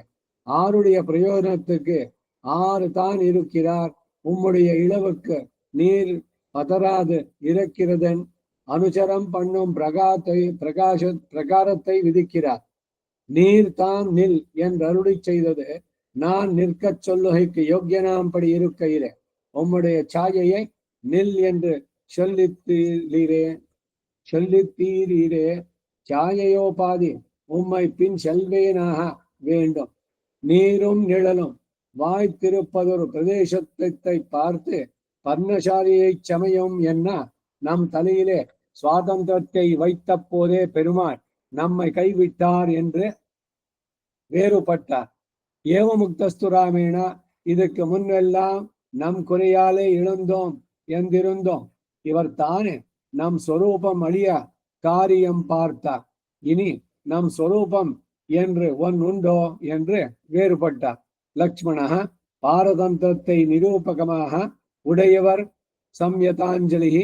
நாம் நம்ம சொரூபத்தை அழித்து கொண்டு வன்றோ நோக்கு ஐயன்றிக்கு சேஷிதானே அழித்தவன் என்று அழித்தவன்றும் சொரூபத்தை தரவாத்தாயித்து அஞ்சலி சர்வாபிமத சாதனமாயித்து சீதா சமக்ஷமம் பண்ணின அஞ்சலிக்கு அந்நியபரத்தை பாவிக்க வண்ணாதவள் சந்நிதியிலே காக்குத்ஸ்தம் பிராட்டி சந்நிதியும் மிகையோம்படியான குடியில் பிறவை உடையவரை இதம் வச்சனம் அப்ரவீத்து இவ்வார்த்தை சொல்லுவானே என்று கொண்டாடுகிறான் ருஷி. பரவானஸ்மி உம்முடைய அஸ்மிதை போலல்ல காணும் என்னுடைய அஸ்மிதை. இப்படி கொத்த பாரதந்திரியாயித்து இவர் ஆசைப்படுகிறது. இதுதான் ஒருவர் அபேட்சிக்கமும் அதுவும் அல்ல. அபேட்சிப்பார் இல்லாமையாலே நாம் கொடுத்த போதும் அதுவும் அல்ல. அவ்வழி உள் என்று அவ்வழி புல் எழுந்து போயித்து காணும் என்று அவன் அநாதரித்திருக்க புருஷன் ஆர்த்திக்க வருமதிரே புருஷார்த்தமாவது இப்பேரித்தனையும் நான் பெற்றேனாக வேணும் என்று இவர் அபேட்சிக்க அவனும் ತಲೆ ತುರುಕ ಪೆತ್ತಾರಾಯಿ ತಲೆ ಕಟ್ಟುಹಿರ. ಇದಿಷ್ಟು ಈ 9ನೇ ಪಾಚರಕ್ಕೆ ಪ್ರವೇಶ, ಇಂಟ್ರೊಡಕ್ಷನ್. ಏನ್ ಹೇಳಿದ್ರು ಇದರಲ್ಲಿ ಅನ್ನೋದನ್ನ ಈಗ ನೋಡೋಣ. ಬಹಳ ಸುಂದರವಾದಂತಹ ಸಂದೇಶ. ಸ್ವಾತಂತ್ರ್ಯ ನಮಗುಂಟ, ಸ್ವತಂತ್ರಾತ್ಮೊಬ್ಬಮೆ, ನಾನೇನ್ ಬೇಕಾದ್ರೂ ಮಾಡ್ಬಿಡ್ತೀನಿ ನಾ ಮನಸ್ಸು ಮಾಡಿದ್ರೆ, ಇದೆಲ್ಲ ಇಲ್ದೆ ಅದನ್ನ ಲಕ್ಷ್ಮಣನಿಂದ ತಿಳಿಬೇಕಾದದ್ದು ಅಂತ. ರಾಮ ಹೇಳ್ದ, ನೋಡು ನಾನು ಸೀತೆ ಇರೋದಕ್ಕೆ ಇಲ್ಲೊಂದು ಸುಂದರವಾದ ಒಂದು ಗುಡಿಸಲು, ಅದನ್ನ ನೀನು ಮಾಡು ಅಂತ ಅಂದ್ಬಿಟ್ಟಂದ. ತಕ್ಷಣ ಲಕ್ಷ್ಮಣ ಹೇಳ್ದ, ನಾನು ನಿನ್ನ ಕಿಂಕರ, ನನಗೆ ಸ್ವಾತಂತ್ರ್ಯ ಕೊಡಬೇಡ, ನೀನು ಈ ಜಾಗದಲ್ಲಿ ಕಟ್ಟು ಅಂದ್ರೆ ಆ ಜಾಗದಲ್ಲಿ ನಾನು ಕಟ್ತೀನಿ. I don't want to take independent ಆಗಿ ನಂದು ಡಿಸಿಷನ್ನು ನಾನು ಮಾಡಿದೆ, ಆ ನಾನು ಅನ್ನೋದು ಹೇಳಲೇ ಬರಬಾರ್ದು, ಎಲ್ಲ ನೀನೇನೆ, ನೀನ್ ಹೇಳು ಈ ಜಾಗದಲ್ಲಿ ಅಂದ್ರೆ ಆ ಜಾಗದಲ್ಲಿ ನಿನ್ ಕೆಲಸ ನಾನು ಮಾಡ್ತೀನಿ ಅಷ್ಟೆ. ಅಲ್ಲಿ ಲಕ್ಷ್ಮಣನ ಸ್ಟ್ಯಾಂಡ್ ಅದು. ಇಳಿದಾನಲ್ಲ, ಸರಿ, ನನ್ ಚಾಯ್ಸಿಗೆ ಬಿಟ್ಬಿಟ್ಟಿದ್ದಾನೆ, ನಾನು ಹೆಂಗ್ ಬೇಕು ಮಾಡ್ತೀನಿ ಎಲ್ಲ. ಯಾಕೆಂದ್ರೆ ಚಾಯ್ಸ್ ಅಂತೂ ಕೊಟ್ಟಾಯ್ತು ಅವನು. ಹಾಗೆ ನಮಗೆ ಚಾಯ್ಸ್ ಅನ್ನೋದುಂಟು ಜೀವನದಲ್ಲಿ ಅಂದ್ರೆ ಇಟ್ ಈಸ್ ಲಿಮಿಟೆಡ್. ಪುರುಷನಿಗೆ ಕರ್ತೃತ್ವ ಉಂಟು ಅಂದ್ರೆ ಶ್ರೀ ಭಾಷ್ಯದಲ್ಲಿ ಕರ್ತ ಶಾಸ್ತ್ರಾತ್ರವತ್ತಾತ್ ಅಂತ ಒಂದು ಸೂತ್ರ ಇದೆ. ಅವನಿಗೆ ಕರ್ತೃತ್ವ ಇದೆಯೇ ಅಂದ್ರೆ ಖಂಡಿತ ಇದೆ. ಯಾಕೆಂದ್ರೆ ಎಲ್ಲಾನು ಭಗವಂತನೇ ಮಾಡೋದಾದ್ರೆ ಅವನೇ ಮಾಡ್ಲಿ. ಇವೆಲ್ಲ ಎಷ್ಟು ಒಳ್ಳೆ ಚರ್ಚೆಗಳು ಅಂದ್ರೆ, ಹಿಂದೆ ಹೇಳಿದ್ದನ್ನೇ ಉದಾಹರಣೆ ಮತ್ತೆ ನೆನಪಿಸ್ತಾ ಇದ್ದೀನಿ ನಿಮ್ಗೆ. ಈಗ ಒಬ್ಬ ಹುಡುಗ ಅವನು ಹೇಳ್ತಾನೆ, ಏನು ಭಗವಂತನ ಸಂಕಲ್ಪ ಬಿಟ್ಟು ಯಾರು ಏನಾದ್ರು ಮಾಡ್ಲಿಕ್ಕೆ ಆಗತ್ತಾ? ತೇನ ವಿನ ತೃಣಾಗ್ರಮಪಿನ ಚರತಿ. ನಾನಿವತ್ತು ಹೀಗ್ ಕುಡಿದು ಹಿಂಗ್ ಬೀಳ್ಬೇಕಾದ್ರೆ ನಾನಲ್ಲ ಅದಕ್ಕೆ ಕಾರಣ, ಅವನು ಮಾಡಿದ್ದೆಲ್ಲ. ನಾಳೆ ದಿವಸ ಅವನು ಇನ್ನೂ ಹೆಚ್ಚಿಗೆ ಕುಡಿದ್ಬಿಟ್ಟು ಚಂಡಿಗೆ ಬೀಳು ಅಂದ್ರೆ ಬದಲಾಯಿಸೋಕಾಗತ್ತೆ? ಈ ರೀತಿ ಜನಗಳು ಮಾತಾಡೋದು ಉಂಟಲ್ಲ, ಎಲ್ಲ ಭಗವಂತನ ಮೇಲೆ ಹಾಕ್ಬಿಡೋದು. ಹಾಗಾದ್ರೆ ನಿನಗೇನು ಇಲ್ವೇ, ನಿನಗೆ ಬುದ್ಧಿ ಇಲ್ವಾ? ಕುಡಿಯೋದು ಕೆಟ್ಟದ್ದು ಅಂತ ಗೊತ್ತಿಲ್ವಾ? ಹೆಂಡತಿ ಮಕ್ಕಳು ಸಂಸಾರ ಎಲ್ಲ ನಾಶವಾಗುತ್ತೆ ಅಂತ ಗೊತ್ತಿಲ್ವಾ? ಗೊತ್ತಿದ್ದು ಯಾಕೆ ಕುಡಿತಾ ಇದೀಯಾ? ಭಗವಂತ ಮಾಡೋದನ್ನ ಅದನ್ನ? ಇಲ್ಲ ನಾವಿಲ್ಲಿ ಕಷ್ಟಪಡೋದನ್ನ ನೋಡಿ ಅವ್ನು ಸಂತೋಷ ಪಡ್ತಾನ? ಇಲ್ಲಿ ಲೌಕಿಕವಾಗಿ ಆಗ್ಬೋದು, ಯಾರೋ ಅವ್ರಿಗೆ ಕಂಡ್ರೆ ಆಗೋದಿಲ್ಲ, ಅಥವಾ ಏನೋ ದ್ವೇಷ, ಅವ್ರೇನೋ ಬೀಳ್ತು ಅಂತ ನೋಡಿದ್ರ, ನನಗ್ ಮಾಡಿದ್ರಲ್ಲ ಭಗವಂತ ಸರಿಯಾಗಿ ಅವ್ರಿಗೆ ಕಳಿಸ್ಬಿಟ್ಟ ಅಂತ ಅನ್ನೋದು. ಏನ್ ಭಗವಂತನಿಗೆ ಏನೇನು ಕೆಲಸ ಇಲ್ಲ, ನಿಮಗ್ ಪಾಪ ಆನಂದವಾಗ್ಬೇಕು ಅವ್ರು ಕಷ್ಟಪಟ್ಟಿದ್ದು. ನನಗೆ ನಾನು ಹೇಳಿದಾಗ ಅವ್ನ್ ಮಾಡ್ಲಿಲ್ಲ, ನೋಡಿ ಸರಿಯಾಗಿ ಮಾಡ್ಬಿಟ್ಟ ಭಗವಂತ ಅವನಿಗೆ. ಏನ್ ಪಾಪ, ಇವ್ರಿಗೆ ಮಾತ್ರನೇ ಭಗವಂತ ಇರೋದು. ಇವ್ರನ್ನ ಸಂತೋಷಗೊಳಿಸೋದಕ್ಕೆ ಅವನನ್ನ ದುಃಖವನ್ನೋ ಏನೋ ಒಂದನ್ನ ಕ್ಲೇಶವನ್ನೋ ಅವನು ಕೊಟ್ಟ ಅಂತ. ಈ ಮಾತುಗಳಿಗೆಲ್ಲ ಉತ್ತರ ಇಲ್ಲಿದೆ ಈ ಇಂಟ್ರೊಡಕ್ಷನ್ ಅಲ್ಲಿ. ಹಾಗಾದ್ರೆ ನಮ್ಗೆ ಇಂಡಿಪೆಂಡೆಂಟ್ ಆಗಿ ಏನಾದ್ರು ಉಂಟ ಅಂದ್ರೆ ಖಂಡಿತ ಇದೆ ಕರ್ತೃತ್ವ, ಆದ್ರೆ ಇಟ್ ಈಸ್ ಲಿಮಿಟೆಡ್. ಭಗವಂತನ ಸಂಕಲ್ಪವನ್ನ ಮೀರಿ ಇಲ್ಲ. ಆದ್ರೆ ಇದಕ್ಕೇನೆ ಮತ್ತೆ ನೆನ್ಸ್ಕೊಂಡ್ರೆ ನೀವು ಮತ್ತೆ ಅದೇ ಉದಾಹರಣೆ ಹೇಳ್ತೀನಿ ನಾನು. ಒಂದು ಹಸುವಿಗೆ ದೊಡ್ಡ ಹಗ್ಗ ಕಟ್ಬಿಟ್ಟು ಒಂದು ಗೂಟ ಬಡ್ದು ಬಿಟ್ಬಿಟ್ಟಂಗೆ ಅದರ ಪರಿಧಿಯಲ್ಲಿ ಎಲ್ಲಿ ಬೇಕಾದ್ರೂ ಚಲಿಸಬಹುದು. ಹಾಗೆ ನಮಗೊಂದು ಶರೀರ, ಒಂದು ಇದನ್ನ ವಿವೇಕ ಬುದ್ಧಿಯನ್ನು ಕೊಟ್ಟು ಶಾಸ್ತ್ರಜ್ಞಾನ ಅನ್ನೋದನ್ನ ಕೊಟ್ಟಿದ್ದಾನೆ. ಆರಿಸ್ಕೊಳ್ಳೋದಕ್ಕೆ ನಮಗ್ ಬಿಟ್ಬಿಟ್ಟಿದ್ದಾನೆ ಎಲ್ಲ. ನಮಗೆಲ್ಲ ಅವನೇನು ಎಲ್ರು ಅವನಲ್ಲೇ ಪ್ರಪತ್ತಿ ಮಾಡ್ಬಿಟ್ಟು ಎಲ್ರು ಮೋಕ್ಷಕ್ಕೆ ಬನ್ನಿ, ಇಲ್ಲ ಎಲ್ರು ಇಲ್ಲಿದ್ರಲ್ಲೇ ಪ್ರಾಪಂಚಿಕವಾದ ವಿಷಯದಲ್ಲೇ ಇದ್ದು ಮತ್ತೆ ಒದ್ದಾಡಿ ಹಾಳಾಗಿ, ಎರಡೂ ಇಲ್ಲ ಅವನಿಗೆ. ನಿನಗೆ ವಿವೇಕ ಕೊಟ್ಟಿದ್ದೀನಿ, ಶಾಸ್ತ್ರ ಕೊಟ್ಟಿದ್ದೀನಿ, ಯಾವ್ದು ಸರಿ ಯಾವ್ದು ತಪ್ಪು ಅಂತ ತಿಳಿಸೋದಕ್ಕೆ ಅದು ಶಾಸ್ತ್ರ. ಆ ಶಾಸ್ತ್ರವನ್ನ ಸರಿಯಾಗಿ ತಿಳಿದು ನೀನು ಆಚರಣೆ ಮಾಡಿ ನಿನ್ನ ಉದ್ಧಾರ ನೀನೇ ಮಾಡ್ಕೊ, ಇಲ್ಲ ನೀನೇ ಹಾಳು ಮಾಡ್ಕೊ. ಎರಡಕ್ಕೂ ನೀನೇ ಕಾರಣ, ನಾನಲ್ಲ. ಮಾಡಿದ್ ನಾನೇ ಎಲ್ಲದನ್ನು ಕೊಟ್ಟಿದ್ದು ನಿನ್ಗೆ ಅವಕಾಶ ಎಲ್ಲದನ್ನು, ಆದ್ರೆ ಡಿಸಿಷನ್ನು ನಿಂದು. ಎಷ್ಟು ಚೆನ್ನಾಗಿ ಭಗವಂತ ನುಡ್ಸ್ಕೊಂಡಿದ್ದಾನೆ ಅಂದ್ರೆ, ಈ ಸ್ವಾತಂತ್ರ್ಯ ಅನ್ನೋದು ಕೊಟ್ಬಿಟ್ಟು ಭಗವಂತನ ಯಾರು ಏನು ಹೇಳಲಿಕ್ಕಾಗೋಲ್ಲ. ಅವರವರ ಕರ್ಮಾಯುತವಾಗಿ ನಿಮಗೆ ವಿವೇಕ ಕೊಟ್ಟಿದ್ನಲ್ಲ, ಶಾಸ್ತ್ರಜ್ಞಾನ ಕೊಟ್ಟಿದ್ನಲ್ಲ, ಇದು ತಪ್ಪು, ಇದರಿಂದ ಬಿಟ್ಟು ಅದನ್ನ ಈ ರಜೋಗುಣ ತಮೋ ಗುಣಗಳನ್ನ ಅಡಗಿಸಿ ಸತ್ವಗುಣದಲ್ಲಿ ಮೇಲೇರಿ ಒಳ್ಳೆ ಇದನ್ನ ರೂಢಿ ಮಾಡ್ಕೊಳ್ಳಿ, ಉದ್ಧಾರ ಆಗಿ ಅನ್ನೋದನ್ನ ಶಾಸ್ತ್ರದಲ್ಲಿ ಹೇಳಿದ್ದೆ. ಇದನ್ನೆಲ್ಲ ಧಿಕ್ಕರಿಸಿ ನನ್ನ ಪಾಡಿಗೆ ನಾನು ಇರ್ತೀನಿ ಅಂದ್ರೆ ಅದಕ್ಕೇನು ಶಿಕ್ಷೆ ಅನ್ನೋದನ್ನು ತಿಳಿಸಿದ್ದೆ. ಈ ಎರಡರಲ್ಲಿ ನಾನು ಯಾರನ್ನು ಬಲವಂತ ಮಾಡಲಿಲ್ಲ, ನೀವು ಹಾಳಾಗೆ ಹೋಗಿ ನಿತ್ಯ ಸಂಸಾರಿಗಳಾಗಿ ಅಂತೂ ಹೇಳಿಲ್ಲ, ಇಲ್ಲ ಎಲ್ಲರೂ ಉದ್ಧಾರ ಆಗಿ ಮೋಕ್ಷಕ್ಕೆ ಹೋಗಿ ಅಂತ ಹೇಳಿಲ್ಲ. ವಿವೇಕ ಹೇಳಿದ್ದೀನಿ, ನಡೆಸೋದಕ್ಕೆ ಡಿಸಿಷನ್ ಈಸ್ ಯುವರ್ಸ್. ಅದಕ್ಕೆ ನಿನಗೆ ತಿಳಿಸೋದನ್ನೆಲ್ಲ ತಿಳಿಸಿದ್ದಾಯ್ತು. ಯಥೇಚ್ಛಸಿ ತಥಾ ಕುರು, ನಿನಗೇನು ಇಷ್ಟನೋ ಅದನ್ನ ಮಾಡೋ ಅಂತ ಅರ್ಜುನನಿಗೆ ಹೇಳಿದ್ನೆ ಹೊರತು ಕೃಷ್ಣ ನೀ ಬಂದು ಯುದ್ಧನೇ ಮಾಡೋ ಅದೆಲ್ಲ ಬೇಡ, ತೆಗಿ ಮನಸ್ಸಿನಿಂದ ಏನೇನೋ ಕಲ್ಪನೆ ಮಾಡಿಕೊಂಡು ನಾನು ಯುದ್ಧ ಮಾಡಿ ಎಲ್ಲರನ್ನು ಕೊಂದ್ಬಿಡ್ತೀನಿ, ಹೋಗಿ ಯುದ್ಧ ಮಾಡು ಅಂತ ಎಲ್ಲರೂ ಹೇಳದ್ನ. ಯಥೇಚ್ಛಸಿ ತಥಾ ಕುರು ಅಂದ, ನಿನಗೇನು ಇಷ್ಟು ಅದು ಮಾಡು. ಎಲ್ಲೂ ಕೂಡ ಭಗವಂತ ಈ ರೀತಿಯಲ್ಲಿ ಸಿಗಾಕೊಳ್ಳೋದಿಲ್ಲ, ಬಹಳ ಬುದ್ಧಿವಂತ ಅವನು, ಎಲ್ಲವನ್ನ ಮಾಡಿ ಕೊಟ್ಟಿದ್ದಾನೆ. ಆಮೇಲೆ ನಿಮ್ಮ ಡಿಸಿಷನ್ ಬಿಟ್ಬಿಟ್ಟಿದ್ದಾನೆ. ನೀವೇನ್ ಡಿಸೈಡ್ ಮಾಡ್ತೀರೋ ಅದಕ್ಕೆ ಮತ್ತೆ ಅವನು ಪೂರಕನಾಗ್ತಾನೆ. ಇಲ್ಲ ನಾನು ಎಲ್ರಿಗೂ ಮೋಸ ಮಾಡಿ ಇನ್ನೊಂದಷ್ಟು ಮನೆ ಕಟ್ಟಿ ಇನ್ನೊಂದಷ್ಟು ಆಸ್ತಿ ಮಾಡ್ತೀನಿ, ಸರಿ ಮಾಡು, ಅದರಿಂದ ಬರೋ ಫಲಗಳೇನಿದೆ ಅದನ್ನ ಅನುಭವಿಸು, ಸುಖವಾಗ್ಲಿ ದುಃಖವಾಗ್ಲಿ ಎಲ್ಲದಕ್ಕೂ ನೀನು ಹೊಣೆಗಾರ, because you have taken the decision. ಇದೇ ಅರ್ಥ ಆ ಚಾತುರ್ವರ್ಣ್ಯಂ ಮಯಾ ಸೃಷ್ಟ್ಯಂ ಗುಣಕರ್ಮ ವಿಭಾಗಶ ಅನ್ನೋದ್ರಲ್ಲೂ ಅಷ್ಟೇ. 4 ರೀತಿಯ ವರ್ಣ ಮಾಡಿದ್ದವನು ನಾನು, ಬಹಳ ಸ್ಪಷ್ಟವಾಗಿ ಹೇಳ್ತಾನೆ ಭಗವಂತ. ಇದು ಬ್ರಾಹ್ಮಣ ಅಲ್ಲ ಮಾಡಿದ್ದು, ಇವ್ರು ಸೌಕರ್ಯಕ್ಕೆಲ್ಲ ಮಾಡ್ಕೊಂಡ್ಬಿಟ್ರು ಅಂತ ಎಲ್ಲ ಹೇಳಿ ಎಲ್ಲ ಬ್ರಾಹ್ಮದ್ವೇಷಿಗಳಾಗಿ ಎಲ್ಲರೂ ಹೇಳುವಂತಹದ್ದು ಸ್ಪಷ್ಟವಾಗಿ ಹೇಳ್ತಾನು. ಚಾತುರ್ವರ್ಣ್ಯಂ ಮಯಾ ಸೃಷ್ಟಂ ಗುಣಕರ್ಮ ವಿಭಾಗಶಃ ತಸ್ಯ ಕರ್ತಾರಮಪಿ, ನಾನೇ ಅದನ್ನ ಮಾಡಿದ್ರು ಕೂಡ ಅದಕ್ಕೆ ಕಾರಣ ನಾನಲ್ಲ, ಇದನ್ನ ಸರಿಯಾಗಿ ತಿಳ್ಕೊ ಅರ್ಜುನ ಅಂತ ಹೇಳಿದ್ದು. ಮತ್ತಾಗಾರೆ ಯಾರು ಕಾರಣ? ಮಾಡೋದೆಲ್ಲ ಅವನೇನೆ, ಕಾರಣ ಮಾತ್ರ ನಾನಲ್ಲ. ಇದು ಹೇಗೆ ಅಂತಂದ್ರೆ ಅವರು ಮಾಡಿದ ಕರ್ಮ, ಅದರ ಪ್ರಕಾರ ಅವರವರ ಹುಟ್ಟು. ಇಲ್ಲಿ ಹುಟ್ಟಿದ ಮೇಲೆ ಯಾವ ಜಾತಿನ ಯಾರು ಏನೇನು ಮಾಡಿದ್ರು ಕೂಡ ಬದಲಾಯಿಸೋಕ್ಕಾಗಲ್ಲ. ಎಲ್ಲಾ ಕಡೆನಲ್ಲೂ ಏನು ಘೋಷ, ಹೊಟ್ಬಿಡ್ಬೇಕು, ಜಾತಿ ಪದ್ಧತಿಯನ್ನು ಪೂರ್ಣವಾಗಿ ನಿರ್ಮೂಲಗೊಳಿಸ್ಬೇಕು. ಏನ್ ನಿರ್ಮೂಲಗೊಳಿಸೋದು? ಇನ್ನೊಂದಷ್ಟು ಹೊಸ ಜಾತಿಗಳನ್ನು ಮಾಡ್ತಾ ಇದ್ದೀರಿ ಅಷ್ಟೇ.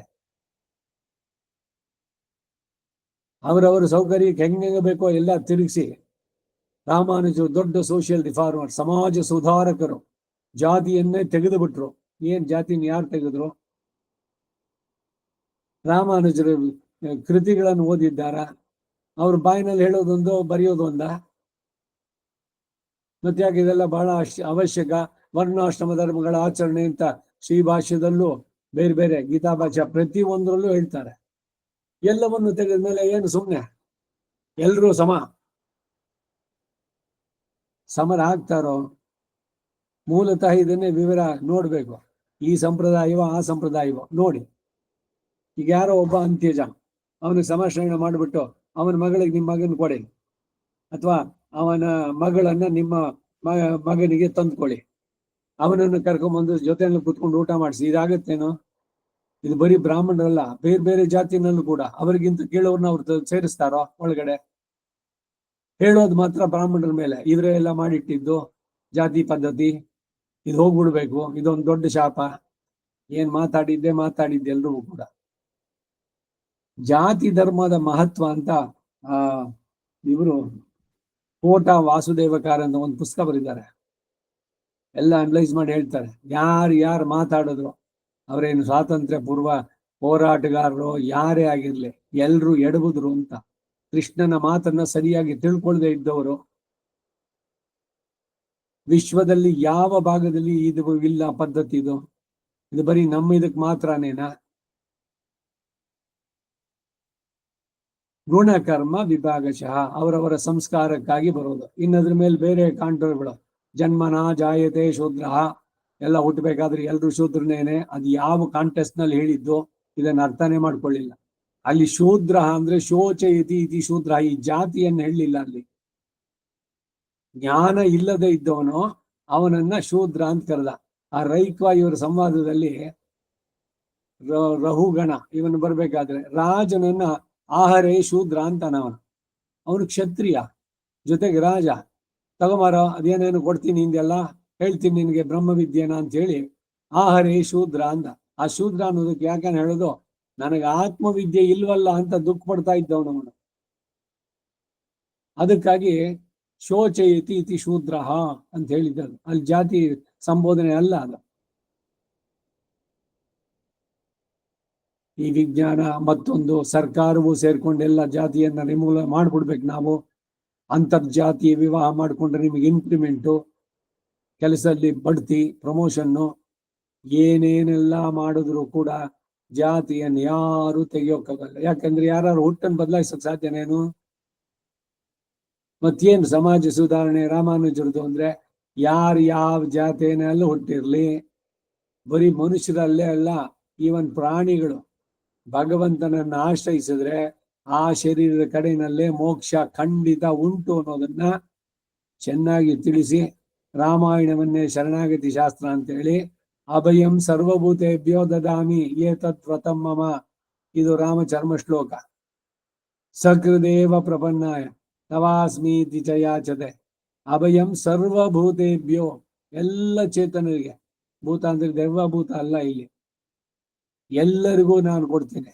ಅದರಿಂದ ಏನು ಅಂದ್ರೆ, ಯಾರ್ಯಾರು ಪ್ರಪತ್ತಿ ಮಾಡಿಸ್ಕೊಂಡ್ರು, ಸಮಾಶ್ರಯಣ ಮಾಡಿಸ್ಕೊಂಡ್ರು, ಅವರೆಲ್ಲ ಅವರು ಆ ಯಾವ ಜನ್ಮದಲ್ಲಿದ್ದಾರೋ ಅದೇ ಜನ್ಮದ ಶರೀರದಲ್ಲಿ ಕಡೆಯಲ್ಲಿ ಅವ್ರಿಗೆ ಮೋಕ್ಷ ಅನ್ನೋದು ಖಂಡಿತ. ಇದು ನಿಜವಾದಂತಹ ಸಮಾಜ ಸುಧಾರಣೆ ರಾಮಾನುಜರು ಮಾಡಿದ್ರು. ಆಯ್ತು, ಮುಂದಕ್ಕೆ ಹೋಗೋಣ. ಈಗ ಪ್ರವೇಶದ್ದು ಕನ್ನಡ ಅವತರಣಿಕೆ 9ನೇ ದಶಕ, ಎಮ್ಮವೀಳು ಪ್ರವೇಶಂ. ಹಿಂದಿನ ದಶಕದಲ್ಲಿ 8ನೇದರಲ್ಲಿ ನಲ್ಲ ಮಂತಮಿಲ್ಲದೋರ್ ನಾಡು ಪುಹ್ವೀರ್ ಎಂದು ಇವರು ಹೇಳಿ, ಸರ್ವೇಶ್ವರನು ಸಹ ಇವರಿಗೂ ಇವರ ಪರಿಕರಕ್ಕೂ ಮೋಕ್ಷವನ್ನು ಕೊಡುವುದಾಗಿ ಯೋಚಿಸಿ ಕಾತುರನಾಗಿರಲು ಅದನ್ನು ಕಂಡು, ನೀವು ನನಗೆ ಮೋಕ್ಷವನ್ನು ಅನುಗ್ರಹಿಸುವುದಕ್ಕೆ ಯತ್ನಿಸಿದರಾದಲ್ಲಿ ಈ ರೀತಿಯಲ್ಲಿಯೇ ಆದರೆ ಅನುಗ್ರಹಿಸಿ. ಯಾವ ರೀತಿ ಅಂದ್ರೆ, ನೀನು ಮೋಕ್ಷವನ್ನು ತೆಗೆದುಕೋ ಎಂದು ನಮಗೋಸ್ಕರ ಕೊಡದೆ, ನಮಗೋಸ್ಕರ ತೆಗೆದುಕೋ ಎಂದು ನಿಮಗೇ ಲಾಭ ಆಗುವಂತೆ ಅನುಗ್ರಹಿಸ್ಬೇಕು. ಎಷ್ಟು ತಮಾಷೆ ಆಗಿದೆ ಇದೆಲ್ಲ ಅಂತಂದ್ರೆ, ನೀವು ಇದ್ ಮಾಡಿದ್ರೆ, ಇವಾಗ ಒಬ್ಬ ಮೋಕ್ಷಕ್ಕೆ ಹೋದ್ರೆ ಮೋಕ್ಷ ಪಡೆದಲ್ಲ ಆ ಆತ್ಮ, ಅವನು ಬೆನಿಫಿಷಿಯರಿ ಅಥವಾ ಭಗವಂತನು? ಏನ್ ಹೇಳ್ತಾರೆ ನಮ್ಮ ಆಳ್ವಾರ್ ಅಂದ್ರೆ, ಭಗವಂತನಿಗೆ ಬೆನಿಫಿಟ್ ನಾವು ಮೋಕ್ಷವನ್ನು ಪಡೆದ್ರೆ. ಅದು ನಮ್ಮದು ವಿಧಿವಾಹ ಅಂತಂದ್ರೆ ಒಂದ್ ಕಡೆ. ಈಗ ಇಲ್ಲಿ ಪ್ರವೇಶದಲ್ಲಿ ಏನ್ ಹೇಳ್ತಾ ಇದ್ದಾರೆ ಅಂದ್ರೆ, ಭಗವಂತ ನಾನು ನಿನ್ನನ್ನು ಉದ್ಧಾರ ಮಾಡಿದ್ದೀನಿ, ನಿನಗೆ ಮೋಕ್ಷ ಕೊಟ್ಟಿದ್ದೀನಿ ಅಂತ ಏನು ನಮ್ಮ ಉದ್ಧಾರಕ್ಕೆ ಅಂತ ಹೇಳ್ಕೊಡ್ಬೇಡ.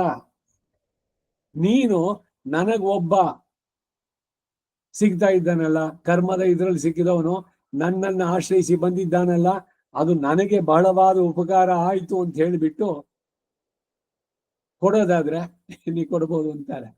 ಹೇಗೆ ಅಂದ್ರೆ, ಇವಾಗ ಯಾರಿಗೋ ಏನೋ ದಾನ ಮಾಡಿದ್ರಿ ಒಂದು ವಸ್ತುನ, ಅದರಿಂದ ಏನು ನಾನು ಉಪಕೃತನಾದೆ, ನನ್ನ ಹತ್ರ ಅದಿರ್ಲಿಲ್ಲ, ಇಲ್ಲ ನೀವು ಹಣ ಕೊಟ್ಟಿದ್ದ ನನಗೆ ತುಂಬಾ ಉಪಯೋಗ ಆಯ್ತು. ಸರಿ, ನಿಮ್ಗೆ ಉಪಯೋಗ ಆಗ್ಲಿ ಅಂತಾನೆ ನಾ ಕೊಟ್ಟೆ, ಇತ್ತಾನೆ ಲೌಕಿಕವಾಗಿರೋದು. ಆದ್ರೆ ದಾನ ಮಾಡ್ಬೇಕಾದ್ರೆ ನೀವು ಸಿಕ್ಕಿದ್ರಲ್ಲ, ನಾನು ಕೊಡೋ ದಾನ ಸ್ವೀಕಾರ ಮಾಡೋಕೆ ಯಾರು ಸಿಗದೆ ಇದ್ದಿದ್ರೆ ನಾನು ಯಾರು ಕೊಡ್ಲಿ ದಾನನ? ಅದರಿಂದ ನಾನೇ ನಿಮಗೆ ಕೃತಜ್ಞನಾಗಿದ್ದೇನೆ, ನೀವು ದಾನವನ್ನ ಪಡೆಯೋದಕ್ಕೊಬ್ರು ಅರ್ಹ ಪಾತ್ರ ಸಿಕ್ತಲ್ಲ ಅಂತ, ಅದಕ್ಕಾಗಿ ನಿಮಗೆ ನಮಸ್ಕಾರ. ಈ ಭಾವದಿಂದ ಯಾರು ದಾನ ಕೊಡ್ತಾರೇನು? ಎರಡನೇದು, ಇವಾಗ ಇದು ನಿಮ್ ಕೈ ಕೊಟ್ಟಿದ್ದು ನಂದಲ್ಲ, ಅಯ್ಯೋ ನನ್ನ ಹತ್ರ ಇದಿತ್ರಿ ಬೇಕಾದಷ್ಟು, ನಂಗೆ ಬೇಕೇ ಇರ್ಲಿಲ್ಲ, ಏನೋ ನೀವು ಕೊಟ್ರಿ, ಆಯ್ತು ನಾ ತಗೊಂಡೆ ಅಲ್ಲಿ ಬಿಸಾಕಿದೆ. ಅಯ್ಯೋ ನಾ ಕೊಟ್ಟಿದ್ ಬಿಸಾಕ್ಬಿಟ್ಟಲ್ಲ ಅಂತ ಕೇಳಿದ್ರೆ ನೀವು ಕೊಡ್ಲೇ ಇಲ್ಲ. ಅವ್ರು ಬಿಸಾಕ್ತಾರೋ, ಇಟ್ಕೊಳ್ತಾರೋ, ಚೂರ್ ಮಾಡ್ತಾರೋ, ಇನ್ನೊಬ್ರು ಕೊಟ್ರೋ, ಏನನ್ನು ನೀವು ಕೇಳೋಂಗಿಲ್ಲ. ಯಾಕೆ ಅಂದ್ರೆ ಮಾಮ ಅದು ನಂದಲ್ಲ ಅಂತ ನೀವು ಹೇಳಿದ್ರೆ ಮಾತ್ರ ಅವ್ರು ಸ್ವೀಕಾರ ಮಾಡೋದು. ಹಾಗೆ ಇಲ್ಲಿ ಸ್ವಾಹ ಭಗವಂತನಿಗೆ, ಇವಾಗ ಅಗ್ನಯೇ ಸ್ವಾಹ ಅಂತ ಹೇಳ್ಬಿಟ್ಟು ಬಿಟ್ಬಿಟ್ರೆ ಅಗ್ನಿ ಸ್ವೀಕಾರ ಮಾಡೋಲ್ಲ. ಅಗ್ನಯ ಇದಂ ನ ಮಾಮ, ಇದು ಅಗ್ನಿಗೆ ನಂದಲ್ಲ ಅಂತ ಹೇಳಿದ್ರೆ ಮಾತ್ರ ಅವನು ಸ್ವೀಕಾರ ಮಾಡ್ತಾನೆ. ಅದರಿಂದ ಈ ಸಂಬಂಧ ತ್ಯಾಗ ಅನ್ನೋದು ಬಹಳ ಬೇಕು, ಮುಖ್ಯವಾಗಿ ದಾನ ಮಾಡಬೇಕಾದ್ರೆ. ಈ ಸಾತ್ವಿಕ ತ್ಯಾಗದಲ್ಲಿ ಸಂಬಂಧ ತ್ಯಾಗ, ಕರ್ತೃತ್ವ ತ್ಯಾಗ, ನಾ ಮಾಡ್ತಾ ಇದ್ದೀನಿ ಅನ್ನೋದನ್ನು ಬಿಟ್ಬಿಡು, ಮತ್ತ ಅದರಿಂದ ಏನೋ ಫಲ ಸಿಗತ್ತೆ ಇದ್ದಿದೆಯಲ್ಲ, ಆ ಫಲದಲ್ಲೂ ಕೂಡ ತ್ಯಾಗ. ಕರ್ತೃತ್ವ ತ್ಯಾಗ, ಸಂಬಂಧ ತ್ಯಾಗ, ಫಲ ತ್ಯಾಗ, ಇದೇ 3 ತ್ಯಾಗಗಳು. ಅದೇನೇ ಸಾತ್ವಿಕ ತ್ಯಾಗ.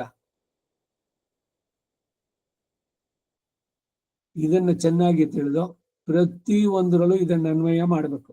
ಏನೇ ಕಾರ್ಯಕ್ರಮ ಮಾಡಿದ್ರು, ಏನೇ ಓದಿದ್ರು, ಏನೇ ಬರೆದ್ರು, ಏನೇ ಮಾಡಿದ್ರು ಎಲ್ಲವೂ ನನಗಾಗಿ ಅಲ್ಲ, ಎಲ್ಲ ಇದು ಭಗವಂತನಿಗೆ ಸಮರ್ಪಣೆ ಅಂತ ಮಾಡಿದ್ರೆ ಕರ್ಮದ ಪಾಶಕ್ಕೆ ಬಂಧನಕ್ಕೆ ಅವರು ಸಿಗಾಕೊಳ್ಳುದಿಲ್ಲ. ಸೊ ಅದರಿಂದ ನನಗೋಸ್ಕರ ಅಂತ ಕೊಡದೆ ನಿಮಗೆ ಲಾಭವಾಗುವಂತೆ ನಿಮಗೆ ಕೊಟ್ಟು ನಾನು ಉಪಕೃತನಾದೆ ಅನ್ನೋ ಭಾವದಲ್ಲಿ ಕೊಡೋದಾದ್ರೂ ಕೊಡು ಅಂತಾರೆ. ತಾವು ಯೋಚಿಸಿದ ರೀತಿಯಲ್ಲೇ ಅವನ ದಿವ್ಯ ಸನ್ನಿಧಾನದಲ್ಲಿ ಪ್ರಾರ್ಥಿಸ್ತಾರೆ. ಹಾಗಾದ್ರೆ ಇದನ್ನು ಇಷ್ಟು ದಿನವೂ ನಿಷ್ಕರ್ಷಿಸದೆ ಬಿಟ್ಟು ಬಿಟ್ಟದ್ದು ಯಾಕೆ ಅಂತಂದ್ರೆ ಅವನು ಮೇಲೆ ಮೇಲೆ ಗುಣ ಅನುಭವವನ್ನು ಇರೋದ್ರಿಂದ ಅದಕ್ಕೆ ಕಾಲವು ಸಂದದೇ ಇರೋದ್ರಿಂದ ಇದನ್ನು ನಿಷ್ಕರ್ಷಿಸಲು ಅವಕಾಶವೇ ಸಿಗಲಿಲ್ಲ.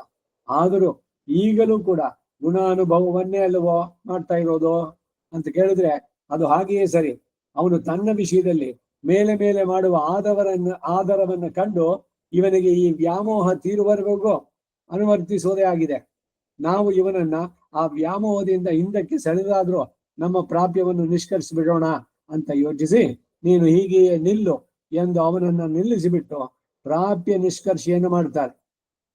ಎಂಬಾರವರು ಈ ದಶಕವನ್ನು ಉಪದೇಶಿಸಲು ಆರಂಭಿಸಿದಾಗ ಅಲ್ಲಿದ್ದವರನ್ನ ಯಾರು ಅಂತ ಕೇಳಿ ನಂತರ ಬಾಗಿಲುಗಳನ್ನ ಭದ್ರವಾಗಿ ಮುಚ್ಚಿಸಿ ರಹಸ್ಯವಾಗಿ ಉಪದೇಶ ಮಾಡ್ತಾ ಇದ್ದಂತೆ.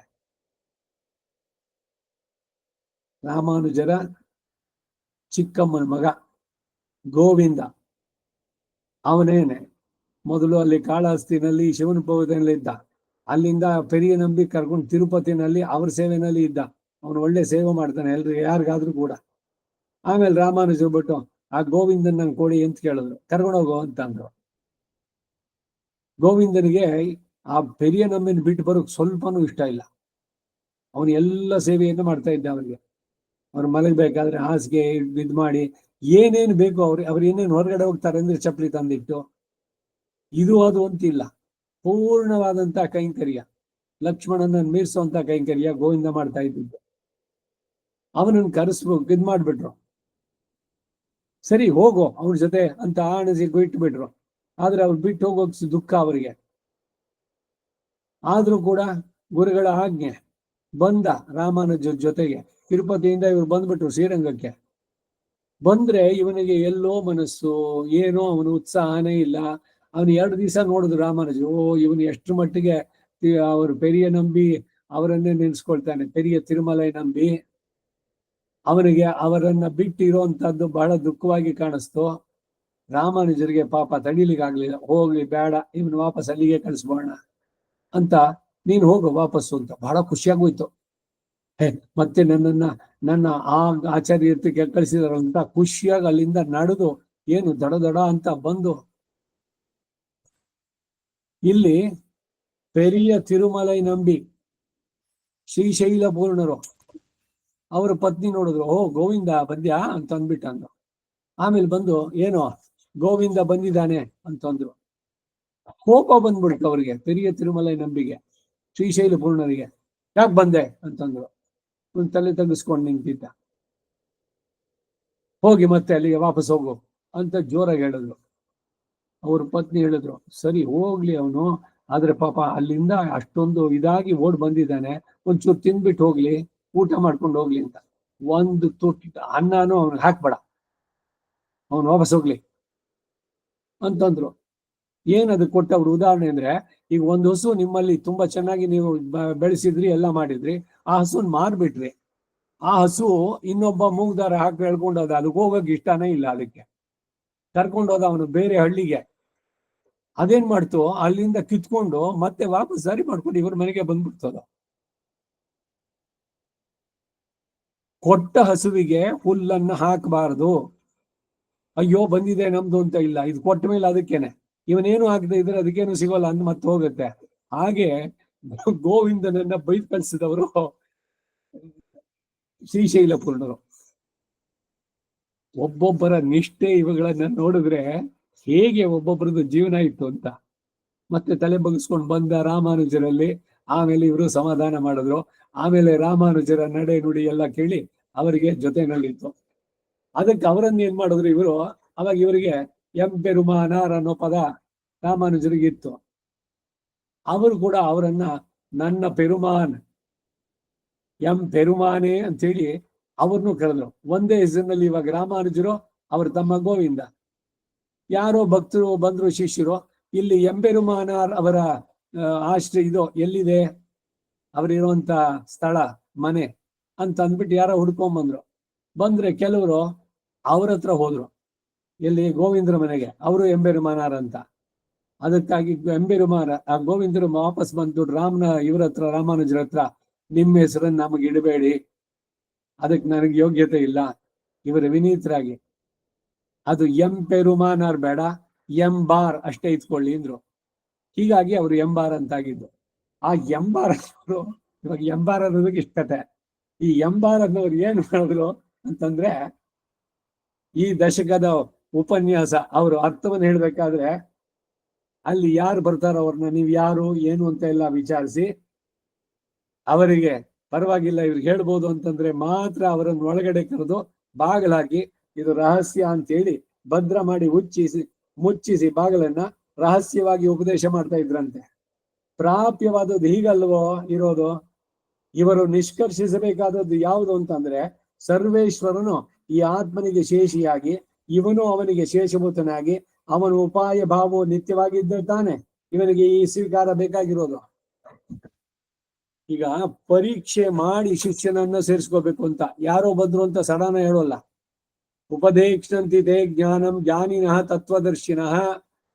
ಜ್ಞಾನ ತತ್ವದರ್ಶನ ಇರೋರು ಅವನಿಗೆ ಯೋಗ್ಯತೆ ಇದೆಯೇ ಅದನ್ನ ಪಡೆಯೋದಕ್ಕೆ ಅನ್ನೋದನ್ನ ನೋಡಿ ಅವನು ಸಿದ್ಧನಾಗಿದ್ದಾನೆಯೇ ಈ ಉಪದೇಶಕ್ಕೆ, ಇವೆಲ್ಲ ಯೋಚನೆ ಮಾಡಿ ಆಮೇಲೆ ಉಪದೇಶ ಮಾಡ್ತಾ ಇದ್ರು. ಹೇಗೆ ಗುರುವಾದವನು ಶಿಷ್ಯನನ್ನು ಪರೀಕ್ಷಿಸ್ತಾನೋ ಹಾಗೆ ಶಿಷ್ಯನು ಕೂಡ ಗುರು ಸರಿಯಾಗಿದ್ದಾನ, ನನಗೆ ಇವನು ಮಾರ್ಗ ತೋರಿಸೋದಕ್ಕೆ ಸಮರ್ಥನ ಅನ್ನೋದನ್ನ ನೋಡ್ಬಿಟ್ಟು ಆರಿಸ್ಕೋಬೇಕು. ಇವೆಲ್ಲ ಬಹಳ ಮುಖ್ಯವಾದದ್ದು.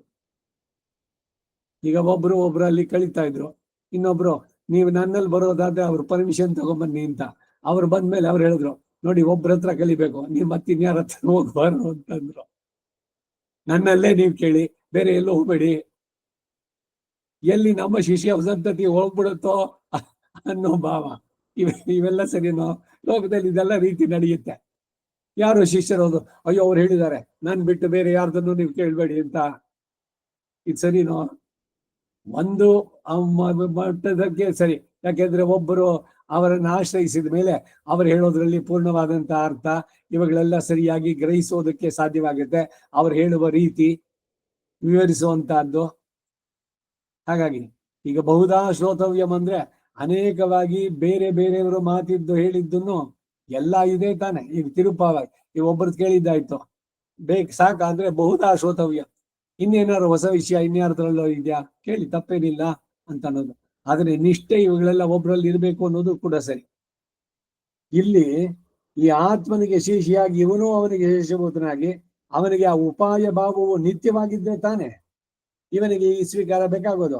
ಹಾಗೆಯೇ ಅವನು ಸ್ವತಂತ್ರನಾದ್ದರಿಂದ ತಾನು ನೆನೆದಾಗ ನೆನೆದಂತೆ ಸ್ವೀಕರಿಸುವನಾದ್ದರಿಂದ ಪ್ರಾಪ್ತಿ ಸಮಯದಲ್ಲಿ ಅನುಭವ ಇರುವ ರೀತಿಯನ್ನು ನಿಷ್ಕರ್ಷಿಸಿ ಪಡೆಯಬೇಕು. ಉತ್ತರಾರ್ಧವೂ ಕೂಡ ಈ ಅರ್ಥವನ್ನು ಹೇಳುತ್ತಿದೆ ಅಷ್ಟೇ. ಯಾವುದರಲ್ಲಿ ಉತ್ತರಾರ್ಧ? ದ್ವಯಮಂತ್ರದಲ್ಲಿ. ದ್ವಯದಲ್ಲಿ ನಿಷ್ಕರ್ಷಿಸಬೇಕಾದದ್ದು ಏನು ಅಂತಂದ್ರೆ, ಪೂರ್ವಾರ್ಧದಿಂದ ಹೇಳಿದ ಸಾಧನವು ಸರ್ವ ಫಲಪ್ರದವಾದ್ದರಿಂದ ಪ್ರಯೋಜನಾಂತರ ಪರದಾಗಿ ಶರಣು ಹೊಂದುವವರಿಗೆ ಅದನ್ನು ಕೊಟ್ಟು ಬಿಡುವನಷ್ಟೇ ಸರ್ವೇಶ್ವರ. ನೀವೇನು ಒಂಚೂರು ಕೇಳಿದ್ರೆ ಅವನ ಹಳ್ಳಿ ಕೊಡಪ್ಪ.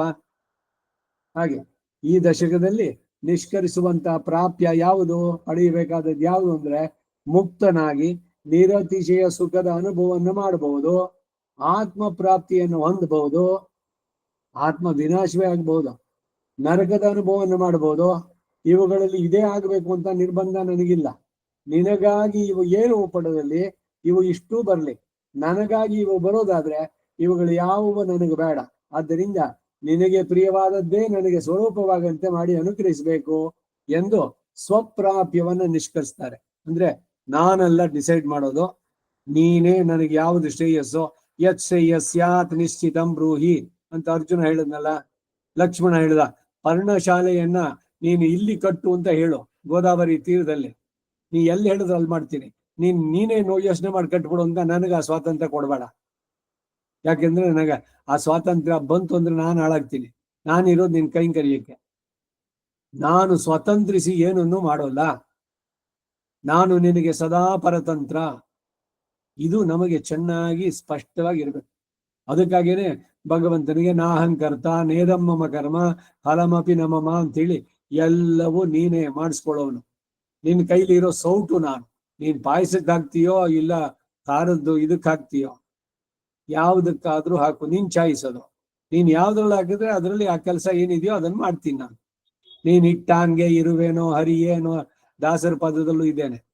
ನನಗೆ ಹಿಂಗೇನೋ ಇಡು, ನಾನು ಶ್ರೀ ವೈಷ್ಣವದಲ್ಲಿ ಬಹಳ ಶ್ರೇಷ್ಠನಾಗಿರ್ಬೇಕು, ನಾನು ಶ್ರೋತ್ರಿಯ ಅಂತ ಅನಿಸ್ಕೋಬೇಕು, ನಾ ಬಂದ್ರೆ ಎಲ್ಲ ಎದ್ದು ನಿಲ್ತ್ಕೋಬೇಕು, ನನಗೆ ಇಂಥದ್ದೇ ಬೇಕು.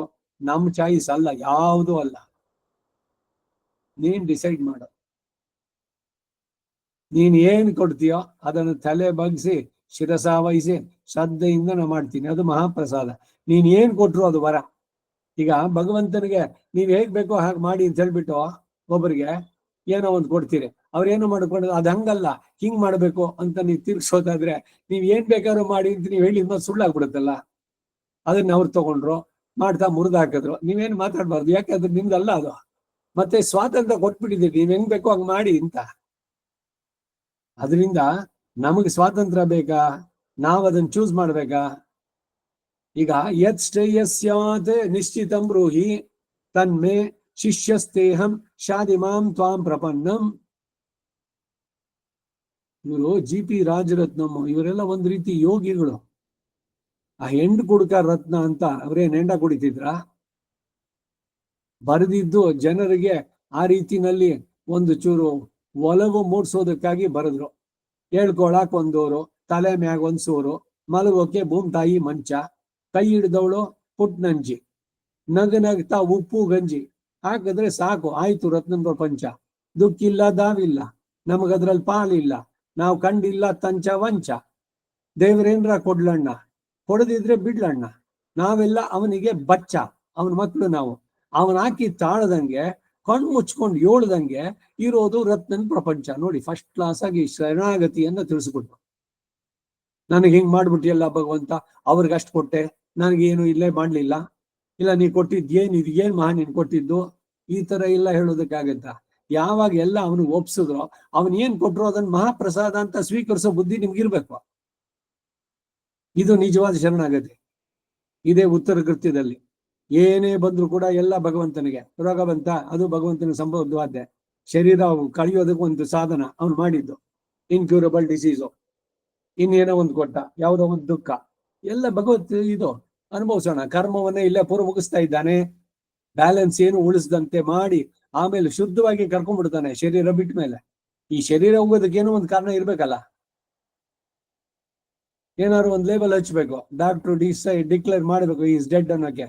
ಕಾರ್ಡಿಯಾಕ್ ಅರೆಸ್ಟ್, ಕಿಡ್ನಿ ಫೇಲ್ಯೂರು, ಇನ್ನೆಂಥದೋ ಒಂದು ಏನೋ ಒಂದು ಮೆಡಿಕಲ್ ಟರ್ಮಿನಾಲಜಿ ಹಾಕಿ ಈ ಇಸ್ ಡೆಡ್ ಅಂತ. ಸುಮ್ಮನೆ ಈಸ್ ಡೆಡ್ ಅಂತಂದ್ರೆ ಏನಾಗಿತ್ತು ಅವ್ರಿಗೆ? ಈಗ ಲೋಕದಲ್ಲಿ ಯಾರೋ ಹೋಗ್ಬಿಟ್ಟು ಅಂದ್ರೆ ಏನಾಗಿತ್ತಂತ ಅವ್ರಿಗೆ? ಅವ್ರಿಗೆ ಹಾರ್ಟ್ ಅಟ್ಯಾಕ್ ಆಗಿತ್ತಂತೆ, ಇಲ್ಲ ಅವ್ರಿಗೆ ಕಿಡ್ನಿ ಫೇಲ್ಯೂರ್ ಆಗಿತ್ತೆ, ಇನ್ನೇನೋ ಅವ್ರಿಗೆ ವೀಸಿಂಗ್ ನಲ್ಲಿ ಉಸಿರು ಕಟ್ಕೊಂಡ್ಬಿಡ್ತಂತೆ, ಏನೋ ಒಂದು ಅಂತಂತೆ ಅಷ್ಟೇ. ಅಂತೂ ಪ್ರಾಣ ಹೋಗೋದಕ್ಕೆ ಒಂದು ಕಾರಣ ಬೇಕು. ಹೀಗೆ ಭಗವಂತನನ್ನ ನೀವು ಪೂರ್ಣವಾಗಿ ನಿಮ್ಮನ್ನ ಒಪ್ಸದ ಮೇಲೆ ಅವನು ಏನ್ ಕೊಟ್ರು ಸಂತೋಷವಾಗಿ ಸ್ವೀಕರಿಸುವಂತ ಮೆಂಟಾಲಿಟಿ ಕೂಡ ನಾವು ಬೆಳೆಸ್ಕೋಬೇಕು. ಅದು ಬಹಳ ಮುಖ್ಯವಾದದ್ದು.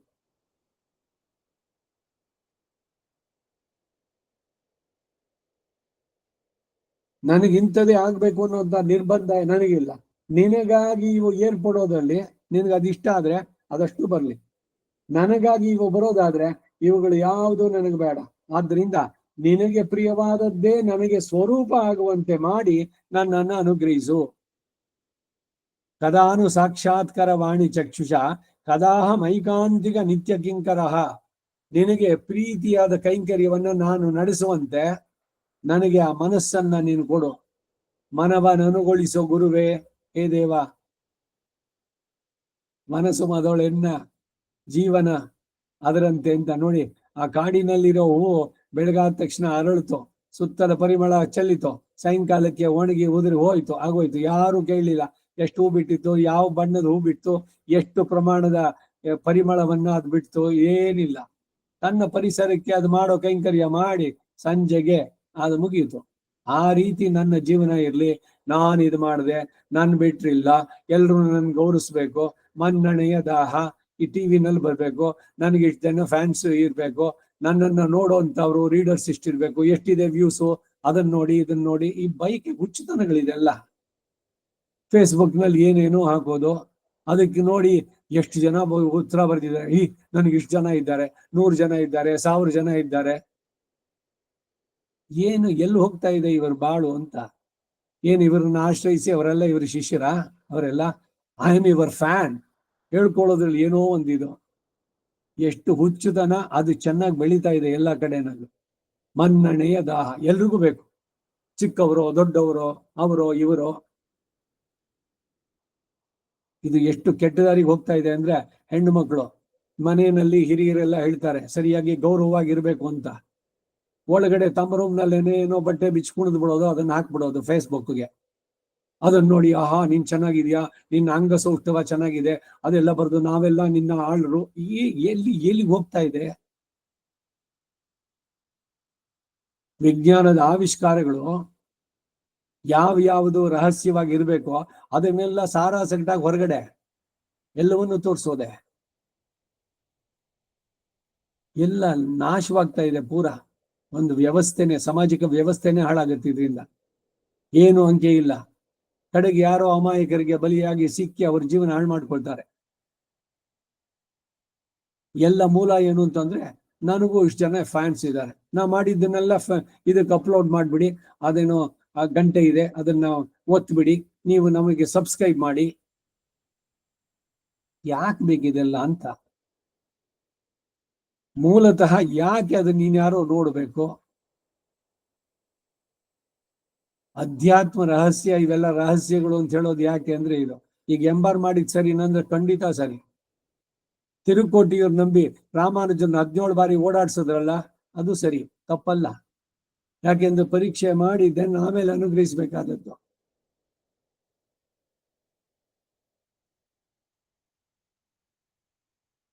ನಿನಗೆ ಪ್ರಿಯವಾದದ್ದೇ ನನಗೆ ಸ್ವರೂಪ ಆಗುವಂತೆ ಮಾಡಿ ನೀನು ಅನುಗ್ರಹಿಸಬೇಕು ಅಂತಾರೆ.